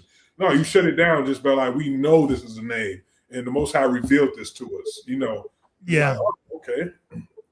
Yeah. You know, it's just those simple, like you said, Gabar, it's the wordings that we're using. We have to, you know, I think develop a better pattern of speech to now stay in a, humility state, you know, almost. And so, like, hey, listen, this is my understanding at the moment. But, you know, right. It's grow. Yeah. You know, brainwash yourself to stay humble. Yeah, exactly. Because nobody knows it all, and we've all grown to know that the more that you kind of experience and get with life, you realize the more you don't know. You get what I'm saying? Like, and so just staying in that humble. That's always like, hey, listen, if I'm talking to somebody, this is, you know, my understanding of what I have right now. You know, this is what, you know, I've, you know, just been shown to believe at this current moment. I don't, you know, I got way, you know, a long time ago, I just got out that mentality of stamping something on approval just because I've been taught it and I believe it. You get what I'm saying? So and I'm no longer saying that even playing around. Yeah, I think the Most High revealed this to me, bro. Trying to reveal something because I think it's not healthy. Even we're doing it in a joking kind of way, it kind of puts you in a position, right? That's why I'm trying not to be like, you know, the elder thing, because it's like it puts you in the mindset that, you know, I'm teaching, I'm an elder, I'm teaching, and like I want to just be like, this is what I believe, and therefore among my peers, and that therefore the information itself will prove itself to be valid or not. You know, I don't have to say, I think the Most High reveal, like overly throw extra cherry on top. The Most High, He revealed this in the name. I think it's a conversation we have to have about that. We have a new person coming. Brother, you can unmute your phone. Shalom. Shalom. Give us your name, brother. I believe Javid. Javier. Okay, brother. What you got to add to this conversation? Well, first of all, Brother Gabar, and good evening to the brothers on the panel as well. I had sent you an email on Sunday. Okay. I don't know if you did receive it. You had baptized me back in 2018. I remember that email. Yes, I meant to. This you one of the ones I have to get back to. But yes, I remember you. Yes, brother. Okay, so yeah, I just wanted to say, you know, one of the things that my wife and I thank the Most High for her, for putting her, placing her in my life. And I didn't meet her through the church. Her dad winded up marrying us because he's a pastor. And, you know, he sometimes, you know, preaches at his church. They do Sunday service, but they don't celebrate Christmas or anything like that. They don't have any crosses hanging in their church or anything. And, you know, he's one of those that you talking about has credentials. He's a doctor. And you know, he's got his PhD. And so anyway, one of the things that she had enlightened me in, because I was so caught up in the church, was that, you know, at the end of the day, and you've mentioned it before, is just following Christ. You know, just doing what Christ said to do, just following the steps, love, you know, that charity. And just that's to me is the one thing that can bring us salvation. Just following it, because I don't think we can go wrong by doing that. You know, there's so many people that we talk about that don't know what the Sabbath day, what day it is, or the holy days, or they don't speak Hebrew, but they're fruits. You know, helping people out, genuinely loving people, just doing what God told us to do. I mean, we really talk about it. We think he's not gonna accept us because we don't speak Hebrew, or because, you know, we're celebrating or we're worshiping him on the wrong day or anything like that. So, you know, we watched this guy. I don't know if you guys may be familiar. His name is Damon Darling. He goes around asking people they got $1, but he's in the Kroger's and he pays for people's groceries. He does so much stuff, and he does acknowledge God as well. Yeah. So, you know, people like that, it's like, I'm like looking at what he does, and I'm like, you think that God is not going to let him into the kingdom because he's not celebrating feast days, or he doesn't speak Hebrew and things like that. This man is out here just helping people out, like buying their groceries, buying gas for them, all kind of things. He's a comedian. Yeah. So that's just one of the things I wanted to share, that, that she's enlightened me on that. It's just, we got to get out of this thing that we're being taught in the church, and just do what Christ said, and everything will fall in place, Yeah, I truly believe, that's why I believe that one West mentality makes you arrogant. You become an arrogant Black, Hispanic, Native American, whatever tribe you in the chart. You become arrogant, elitist. Everything is, you're talking down to people because you're supposed to be like the prophets of the multi-God, and you're now talking to these bare humans, and you're up on a high. It does create an elitist type of personality, and you become a jerk, and you start interrupting people. Don't let people, and then don't anybody give you a title. Oh, forget about it. But you know what, brother? I remember from back then when you were in the church and you would come and do the lessons. You would tell us, listen, when you're around your friends and family, just be quiet. Don't talk. Just show them your walk. Show them fruits. You don't have to talk down on them and, oh, you don't know about this, or you eating pork or whatever. You said don't talk. That's the best thing you could do, is just don't talk and just walk. Yeah. So that always stuck with me, what you had taught us back then. Well, thank you, brother. Appreciate it. Yeah, I hope this is about growth and healing. This is about doing better when you know better. This is not an attack on Ricard or Pastor Dow or none of these guys. I think these guys need Christ too. I think these guys need, repentance as well. And they need to get on their knees and repent. And but at this point, we need to focus on each other. What did we did? What was our mindset? And how could we help others?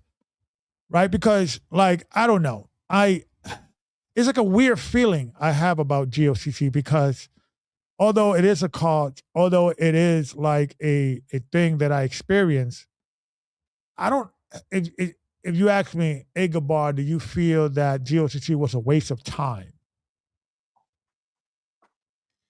Do you regret ever joining GOCC?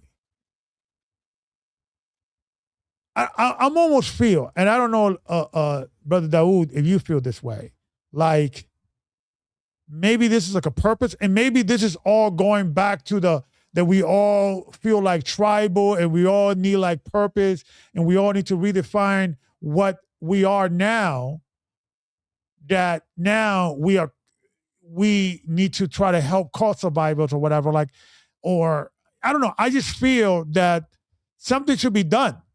And if we all need to be part of a cult or a culture, because the word cult means culture, or a purpose, are we doing the same thing that we're accusing other people of doing? Should we go quietly into the night, or should we fight? I don't know the answer, but I just feel that something needs to be done. What say you? Yeah, I would think something definitely needs to be done. Now, how we go about it, I think that's some more reflection and just talking amongst each other as well. Just only because, we don't have all the answers. We don't have all. Maybe this is it right here. We're it's sort of free of sort of like condemning, because you believe this and I believe this. Right. We're like fear clay. We don't know what we believe, what's going on. Let's throw everything on the table. As long as it's in the Bible, let's have a conversation. So that freedom feels good, right?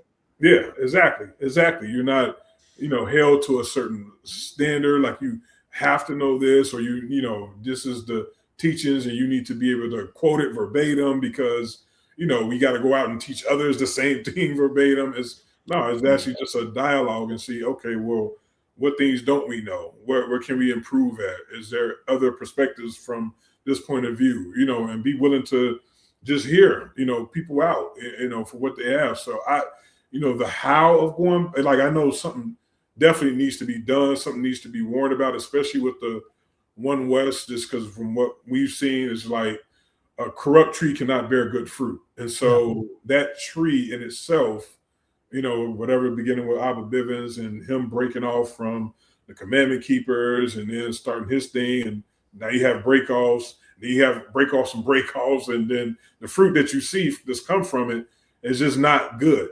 And so the tree in itself is, I can't say that that's, at least from what I'm reading of how the Messiah and the disciples conducted themselves, that's the fruit that got produced from One West in the camps. GOCC is a little bit more mild-mannered, but once again, the teachings of the fear-mongering, the, moving in haste in certain things, the condemning, it's still there. It's still an element. Condemning education. Yeah, condemning education. So I think something definitely needs to be done, but how to go about it or what does that look like? I mean, I'm not really sure of that right now. Maybe just start small individually who, the people that could reach right now, maybe somebody who's listening in have these same thoughts and emotions like, oh man, or I remember that brother, and they talking about the same things that I've been feeling this whole time, but I just didn't know how to, and maybe just start small, what I'm saying? Yeah. And then before you know it, just your platform could be a platform where people can, start just sharing their experiences. So yeah, I don't know. That's a great question. Because I've always thought about that. Like if you tell somebody, let's say if somebody's fully dependent on, they have a fellowship, they have a group, they have a church or people that they know right now. And we're telling them to, man, no, you got to get up out of there because it's going to, in which it might, put you in a situation where you might leave your family behind, flee the country, or you might drop out of school. I mean, it might happen. But now they're looking for some answers from the person who told them to leave because they're already in the mentality of listening to someone who's giving them answers. And so now another person is coming with an alternative, okay, well, obviously he's letting me know that I shouldn't be a part of this. Well, what should I be a part of, Gabar? Like, do you have the answers? And now, I mean, it could be in a situation where you're in a situation to now, okay, I got to sort of help these brothers and sisters out. And so you find yourself in an elder position again. You get what I'm saying? Like, So let me ask you a question. Maybe the conversation could be that, I don't know, I'm just throwing something on the table, see if you guys like it or not. That it should not be, okay, well, sister, join my church, or I'm going to start something, or I could be your temporary elder until you find a home. I don't know, right? Rather than, okay, so I don't know. Like we should also kind of have like, you haven't seen those people that do like crime watch, or like they're doing some like buyers beware type of scenario. And there's organizations that protect consumers before they buy a product and they do all the testing independently to say, okay, this is a good product, or no, this is a bad product, and this is the reason why. Maybe we have to do something similar to that. Like, okay, maybe putting a list together of things you should look forward to, bottom lines you should not deal with. Revelation, it's a guy comes up with a revelation, walk away. If there's only one guy running everything, walk away. If they're demonizing other churches or other names, walk away.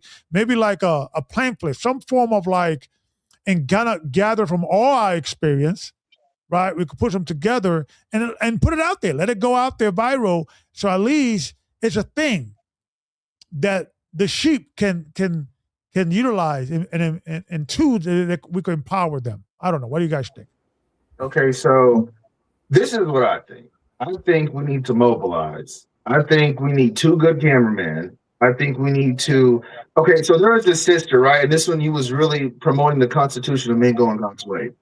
And she wanted to know, well, what congregation I was in. She saw my fringes. I said, look, I'm not in a congregation, but I'm in a club. And this is our Constitution. And I mentioned polygamy. And she said, you know what? She was a part of the IUIC. She said, me and my husband have been talking about polygamy, but we don't know what that looks like. And so there you go right there. We get 2 good cameramen. we mobilize and we show people it's okay to be this way. That way, we don't have to necessarily tell them the answers. They can see the answers in 4K. Yeah. And then I'm sorry. No, go ahead, finish your thought. And then within that, we can establish like the different way of lives, or so we can have what you just mentioned as far as like the do's and don'ts in looking at a person of knowledge, or whether or not you want to take knowledge from this person. So yeah, that's what I'm gonna say. I'm sorry, were you done, brother? Yeah, I'm done. All right, so I just wanted to, touch on the answer and the part about should we speak or what have you. So I have a couple scriptures here. The first scripture is going to be in Sirach chapter 4, and it's going to be actually 2 verses. One verse pertaining to the situation that, some of the people who believe they, were in cults or what have you may have been in or what have you. And the second verse, which comes after it, pertaining to should we speak. Now, I'm of the perception that we should speak. We see that in Ezekiel chapter 3, where it says, give out the warning. But I'm just going to read this here in Sirach chapter 4, verse 22 and 23. The verse 22 pertains to people attaching so much of their, reverence to man. It says, accept no person against thy soul, and let not the reverence of any man cause thee to fall. Okay, now you can take that, whether it be doctrinally or whatever. But verse 23 goes on to say, and refrain not to speak when there is occasion to do good, and hide not thy wisdom in her beauty. So I'll never go quietly into the night per se, but at the same time, I understand, the wisdom that Paul says, hey, after the first and second admonishment, a heretic reject. So, but we at least, put that warning out there. So when we stand before the Most High, say, hey, did you try to give them a warning or what have you? That's part of, loving our neighbor. Then the other piece that I had was going to be from 1 Timothy chapter 5, and it's 2 verses, and I'll end with that. And the reason I wanted to bring these out, because I wanted to ask about, based on what you guys as members of the church, of that church, what was your process? So the 2 verses say, 1 Timothy chapter 5, for those that are following along, it says, verse 19, it says, do not receive an accusation against an elder except from 2 or 3 witnesses. So if you're going to say something to an elder, hey, bring, have a witness. And, and it goes on, it says, reprove those who are sinning in the presence of all, so that the rest might fear. So there are situations we also see in Matthew 18 where you go to your brother and talk to him, so on and so forth. My question is, based on the history, because I wasn't there or anything like that, based on the history, when certain things would come up, and I understand, Brother Gabar, he actually took action and started men going God's way. I get that now, but I'm saying for those of us who are listening, those of us in the chat, how would things typically be handled when doctrinal questions would come up with reasonable evidence, or someone saying, hey, check out this in scripture? Did 2 people say would go to whomever the leader of a ministry would be, or whatever ministries? This is what I would say to this. This is what I say to this, Brother Logic.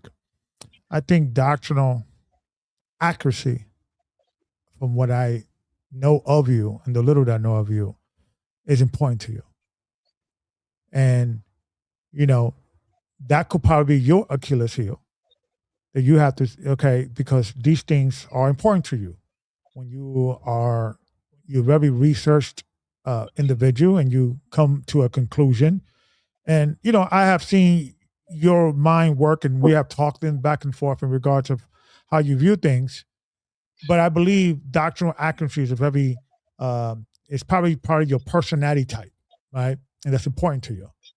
But I think the conversation is, and going back to the conversation, that we're trying to put a triangle into a circle, or a circle into a square, because we're trying to approach a logical situation. Because in most churches, or in a church that's supposed to be run by credible people, logical people. There will be, a committee, there'll be a board you go to, they vote and they make a decision and then they'll move it.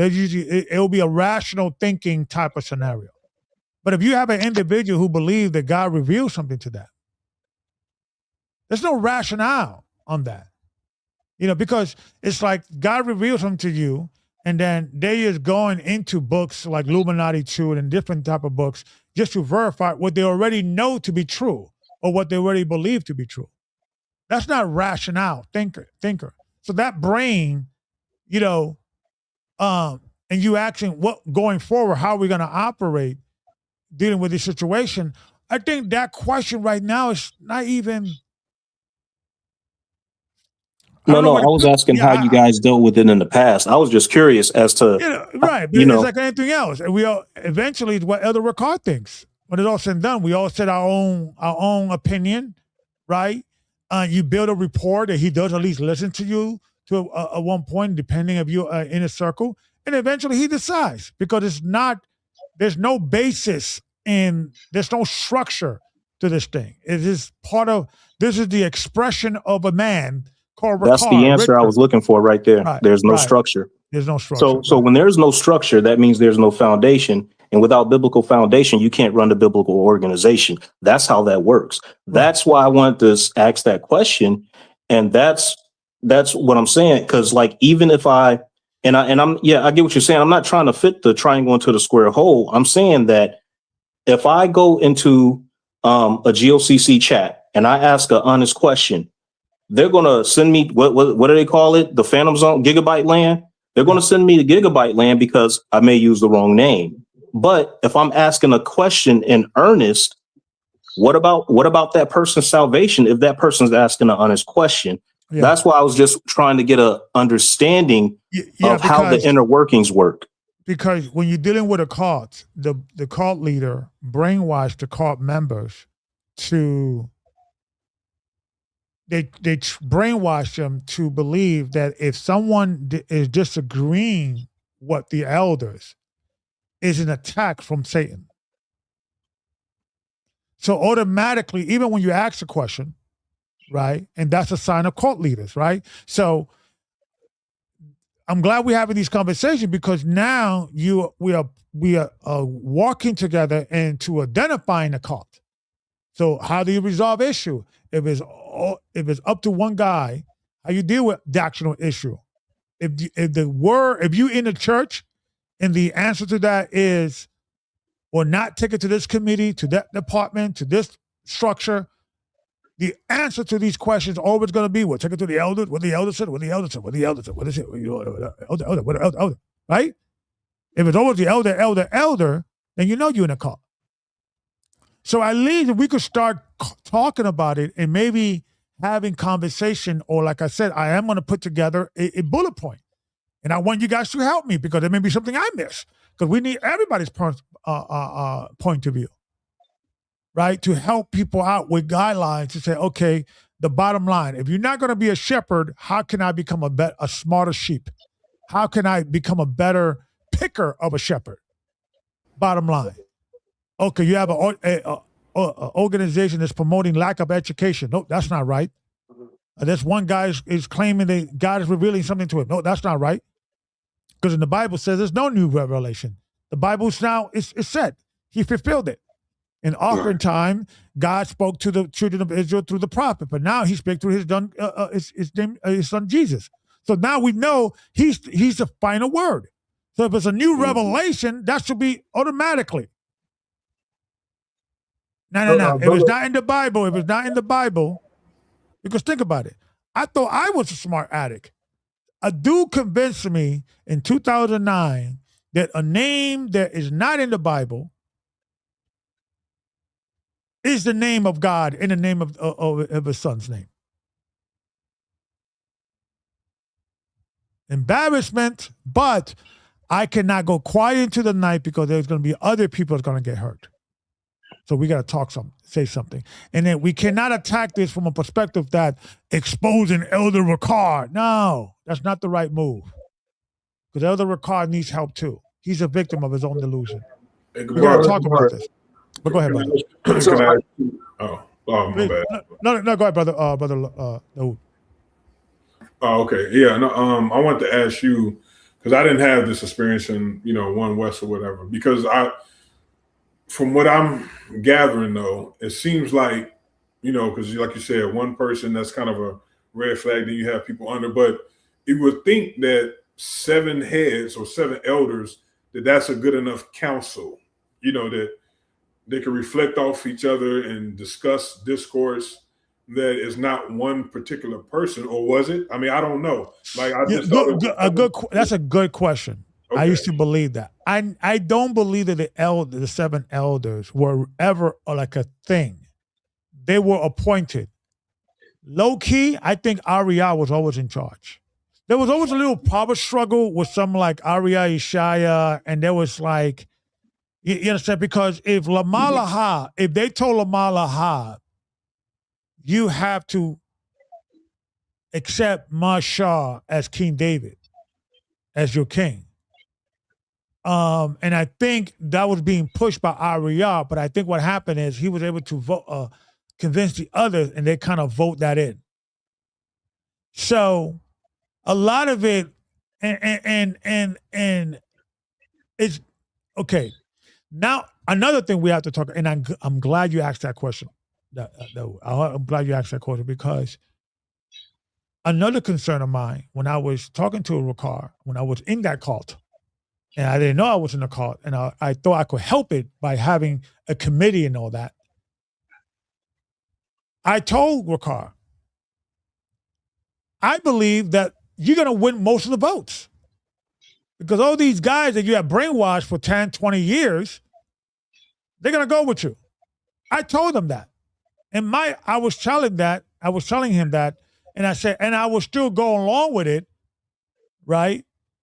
In the hopes that eventually Lawyer and all these other guys will grow a backbone and stand up to Ricard and vote against him in a certain matter. And eventually it took a life of its own. And eventually Ricard would see it will work. And then he would decide, because I told him it may be a situation that we may both lose a vote. And we both have to go along with it. But I didn't, at that time, thinking I was dealing with the Church of God, it just had some problems. If we just fix this, it will fix it, right? I'm not there anymore. But in that situation, because I didn't know the court like mine, someone who believes that God has revealed something to him is a different type of mind. He's more in defending that first thing. Because what if years later the committee becomes, powerful enough that they could start even questioning the name? So his whole world gets crumbled. So the court-like mentality would never agree to a committee. I didn't know that because I thought I was in the Church of Christ, and I thought it was hope. And if only Elder Ricard does this, I should be like, no, Ricard needs some help. He needs a doctor. He needs a shrink. He needs some counseling. He needs an intervention. Maybe that's what he needs. He doesn't need yes men around him because these yes men are not helping him.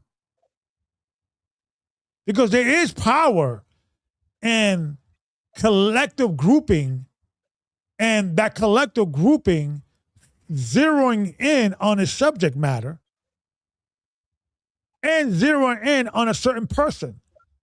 If every friend, every person you meet is telling you, hey, that's a bad t-shirt, that's a bad haircut. Hey man, we having a meeting, man. We here, we love you, man. Your haircut sucks. You gotta change that. After a while, that holds power. But what also holds power is everybody else around you confirming your delusion. That was a powerful lesson, Elder. Hey, Elder. Hey, you doing? The church is growing. The miracle. So the very church, the very empire that this guy created around him, the system, is a system that is keeping him this delusional validation. You get what I'm saying? Like, other people are calling him elders. And At one point, I was like, yeah, Elder, I thought, you probably the new Pope. GOCC is the main church. And I confirmed that delusion. That makes sense? So in that church, in telling him, me staying in the church and trying to work it out and hope the committee and let's pray, and I'm in the system. I'm in the trick. I'm in the trick bag. You can't give these people no respect. They are mental patients. You gotta deal. You gotta stay away and no. And it's not what you gotta get out of that. You gotta get out of her, my people. I never thought I would use that scripture to associate with GOCC, because GOCC is famous for that scripture. People, get out of GOCC. It's a call. I'm sorry. I contribute to that. I'm sorry that I helped to your delusion. I'm sorry that right now you're looking at me in a certain kind of way, because I brought you into this walk. I help you. I baptize you. I'm sorry. I am.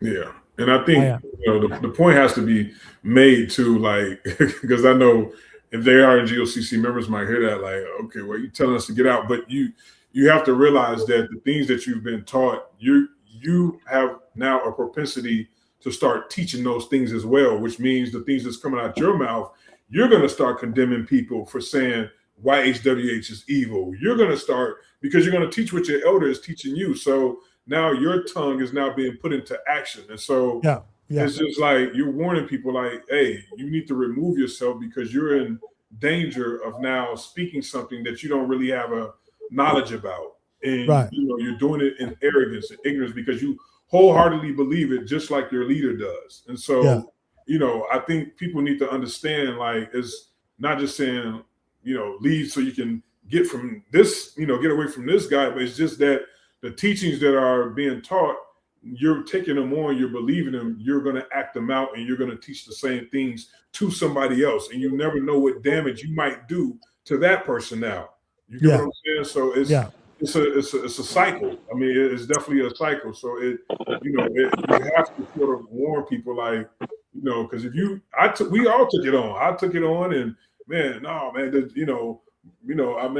Obama, man, you might, and I never taught that, because I was just okay, well, I can't really stand on that. But, it was just certain things, about CERN, the company CERN, and they opening the portal for the demons to come out. Well, I mean, I know somebody that works for CERN, and they have no knowledge of what that even is. You know what I'm saying? So where do you get that from? Is that a YouTube conspiracy video?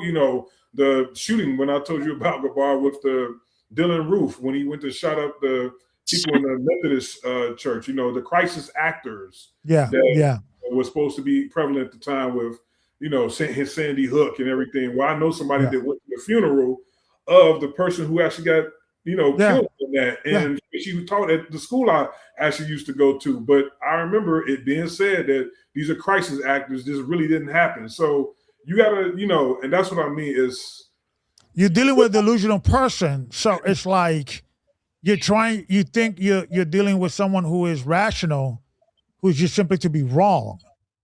If I show Ricard this video or this scripture or this book, he's going to agree with me. No, he's mentally ill. He's not right in the head. We have the Bible and me. Shalom, brother. You can unmute your phone. What you got to add to this conversation? All right. Shalom, shalom. I got a question, Gabar. Yes, sir. If, God forbid, El Rakar should decease tomorrow, right? Yeah. What do you think will happen to GOCC? That's a good question. That's a good question. Let me mute you, because I know there's a lot going on there in the neighborhood. That's a good question. I think they would be of course, the natural succession will be lawyer, right? Or I don't know. That's a good question, but that's usually what happened with cults. Usually the cults go away after the founder passes away or gets mentally ill or get caught up with some scandal that he cannot, come back from, right? That's usually what happened. I haven't seen one cult leader that has died like Tazadakia, Yahweh ben Yahweh, that a successor has been even more successful. Usually it crumbles down and becomes like smaller groups. My experience. That's what I would think will happen. Okay. All right. Yeah. I never seen a group that gets bigger and more popular. I mean, think about it. Malcolm X, and Farrakhan, right? Well, Malcolm X, but I know Farrakhan kind of continue, but he never reached the level of Malcolm X. I'm trying to, usually, when the elders die, they usually, the movement die with them, or the founder of the cult usually die with them, But I just feel that we need to continue having these conversations, and it should not be a thing that we are all coming together to attack an individual. This is bigger than Ricard. This is bigger than Bishop Nathaniel. This is bigger than Jeremy Yohana. This is bigger than, Tasha Dock and all these characters, because these guys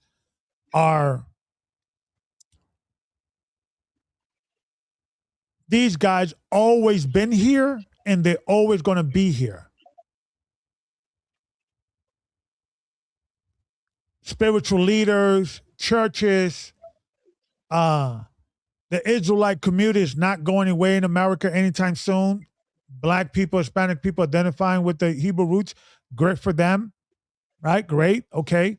That's not going to go away, but we have to discuss pitfalls, because pattern of evidence, history teaches us that if we keep doing the same thing and expecting the same result, there's a definition for that action. It's called insanity.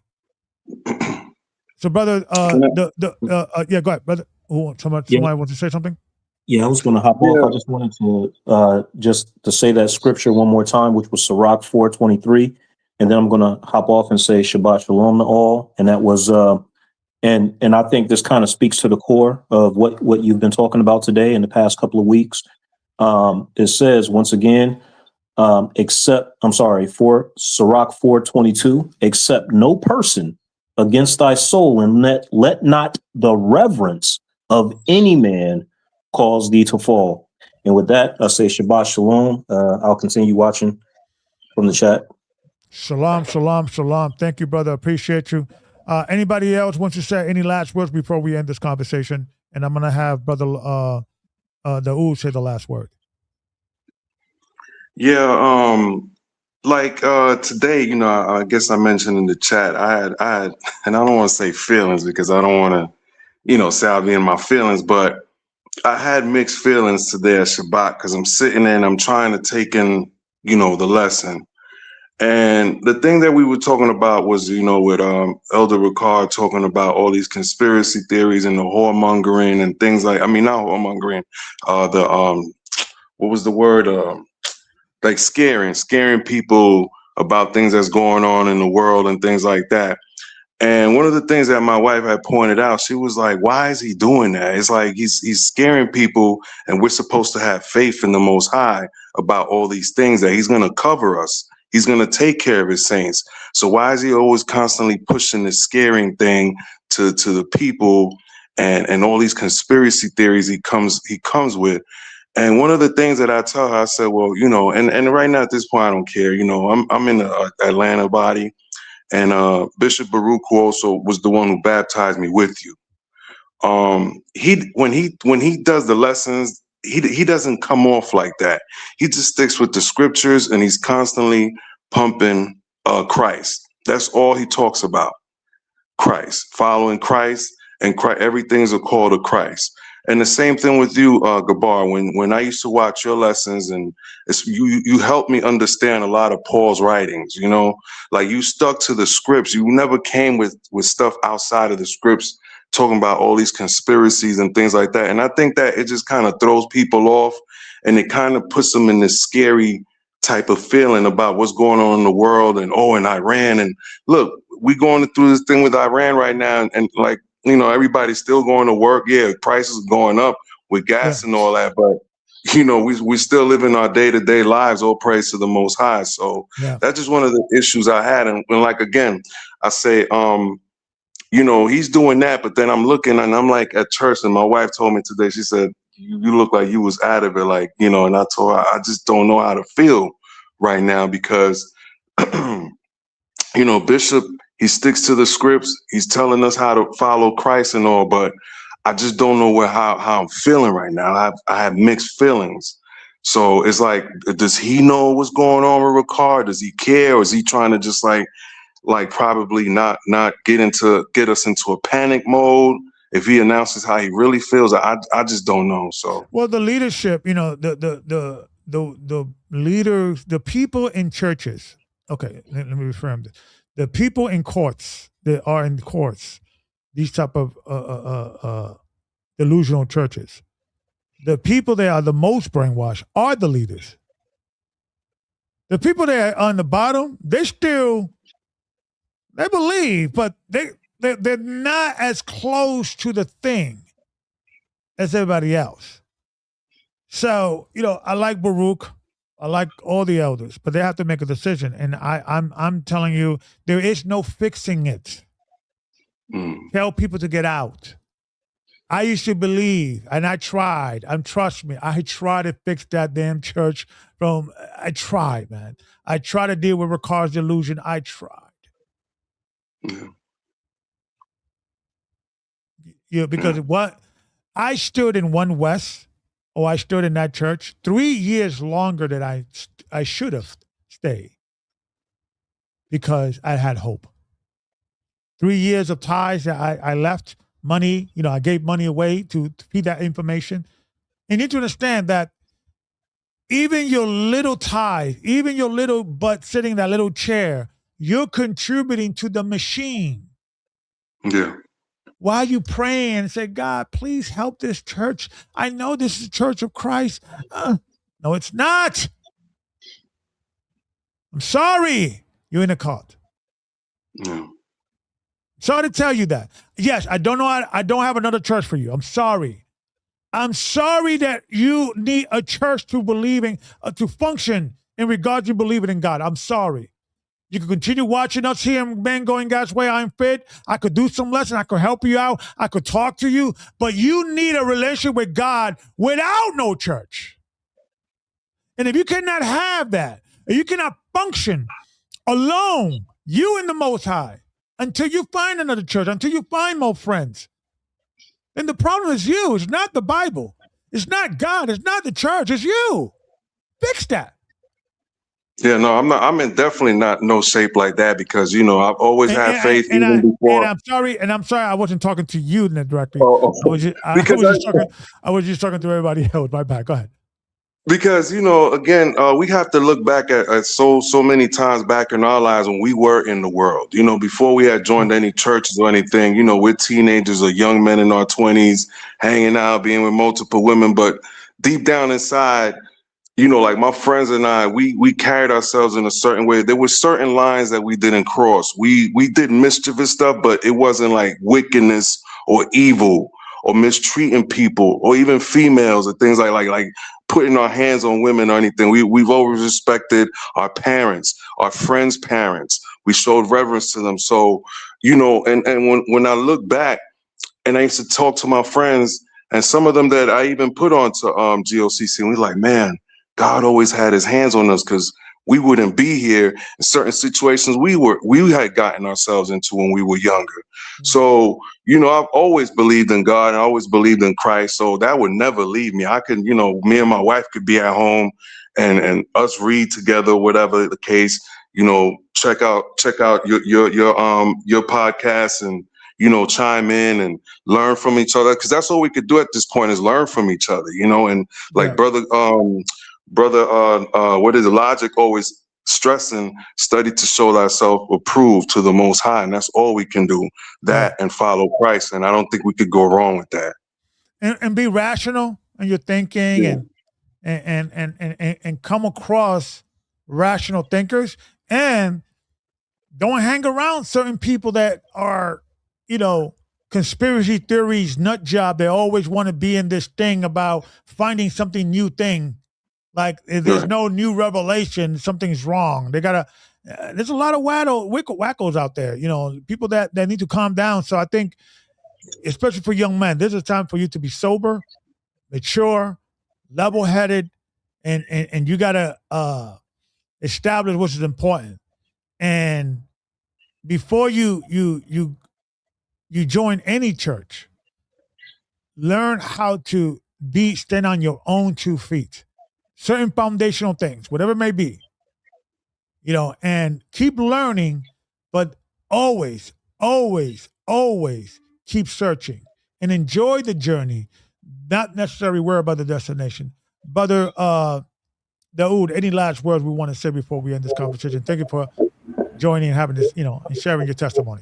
No, absolutely. I appreciate you inviting me on. I just hope that this conversation was fruitful for those who, you know, needed to hear or are kind of in that middle of, you know, thinking of share the same sentiments that we spoke about, but just not really knowing what to do. You know, I just hope that, you know that, you know, the Creator, the Most High, he loves he loves us. You know, he has his protection over us, and I don't want people to feel like they can't make a move or they can't do anything because something bad is going to happen to them. I think that's really a fear tactic that's kind of used. And so, I'm a person, you're a person, Gabar, that, you know, we've stepped away, we walked out. We've had conversations with the elder. We did it in order. We didn't try to, take money, with us and steal from the tithe or try to, convince while we were leaving, convince other people that they should leave, or spread some type of. Well, I'm doing that. I'm doing that now. You're not there though. But while you were in there on your planet, you leaving, you didn't, you know what I'm saying? Like you didn't try to, take everybody with you, I guess. Right. Remember that was a big thing, reaping souls to yourselves. I guess that was sort of a thing, or, committing heresy or what have you. But I do want people to know that, he can lead and guide you of where you need to be if you feel that this, is not right or something's not right, or you just don't agree. There's something else, like it's just not GOCC and that's it. Hopefully this conversation or temple, or what is it? Temple of Yahweh or temple of Yeshua? Yeah, temple of Yahusha. That was their pronunciation. Yeah. There's, temple of Yahusha, or you got to be in some type of organized structure in an organization. And I would just employ people to, look up what, the church is. It's a gathering of people, and the body is bigger than just that particular gathering that you're in at that moment, that's teaching, that this is the church that Christ would be in if he was walking the earth. I've heard that said before. It's way bigger than that. This world is big. There's a lot of people who believe, so it's, I just want to really harp down on that, the fear, or taking that fear mongering out of it, that you have to be, or something's going to happen to you if I remove myself from this. But I also wanted to say, Gabar, I was thinking about this. I was like, man, do you think that this could be applied? Because this is something that I've heard in the past, and maybe this is another topic for another conversation, because I know we kind of coming down, but in Acts, the 5th chapter, I believe, in the council with Gamaliel, and he said, the people were trying to see what should they do with these believers of Messiah or whatever. He's like, let them alone, because if it's of men, then it's going to come to naught. But it's of God, you'll be fighting against, God. And I've heard that, be employed like of people trying to attack other churches or telling them like, we got to say something about this. Like, well, you sure you're not speaking against God? If it's of men, it's going to go. Now, we've seen Tazadaki and them, they come to naught, from a big congregation. It was one of the biggest ones, the IGGJC. And, and other ones, like you said, Yahweh ben Yahweh. So it is. I'm curious. How do you like take that scripture now? Like, do you think we're not saying we're doing, what, or that's in a whole different context, a whole different meaning for that time that with the Messiah? It doesn't even apply to this Hebrew Israelite thing. So I'm so glad you asked this question. That's a great question, right? And because cults will use scriptures like don't talk against elders, don't accuse an elder without two witnesses, or don't any scripture they could use is a self-defense. So the way I work with that, I don't view these people as elders. I view these people as mental patients. That doesn't apply to you, sir. I'm sorry. You're insane. You believe that. So we start with logic and reasoning. See, if I was logical and reasonable, you will never have known me. If I had the same logic and reasoning in 2009 that I have now, I would never have joined GOCC. So maybe God's purpose is to not have me be reasonable in 2009, but I could maybe be reasonable now and educate the populace and how to be reasonable. Don't do the mistake I did. Don't wait 15 years, right? Don't wait 3 years. Like remember, I waited another extra 3 years in One West because I thought the elders would change. Get out and found if it's not right, if it doesn't fit, to get out. And don't allow these cult leaders to use these scriptures to manipulate your mind to not recognize what's in front of you. Yeah, that's why I wanted to to ask, because usually, when I'm thinking back of certain things that they will pull out, now that we have the opportunity, well, let's address some of these things that will be used against people that they deem, because they will be looking at us like, oh, look at these guys, they're coming against our church, and we know that this is the Church of Christ, and they're fighting against it. You get what I'm saying? Like, Right. It's like, well, You're not the Church of Christ. You're caught. Knock it off. Yeah, we're gonna expose you, and we're gonna talk about it because you're hurting people, and there's victims out here, and we have to talk about it. That would be my response to it. Yeah, a lot of people have gotten hurt. I mean, it's actually pretty sad, But no, I just think the bar.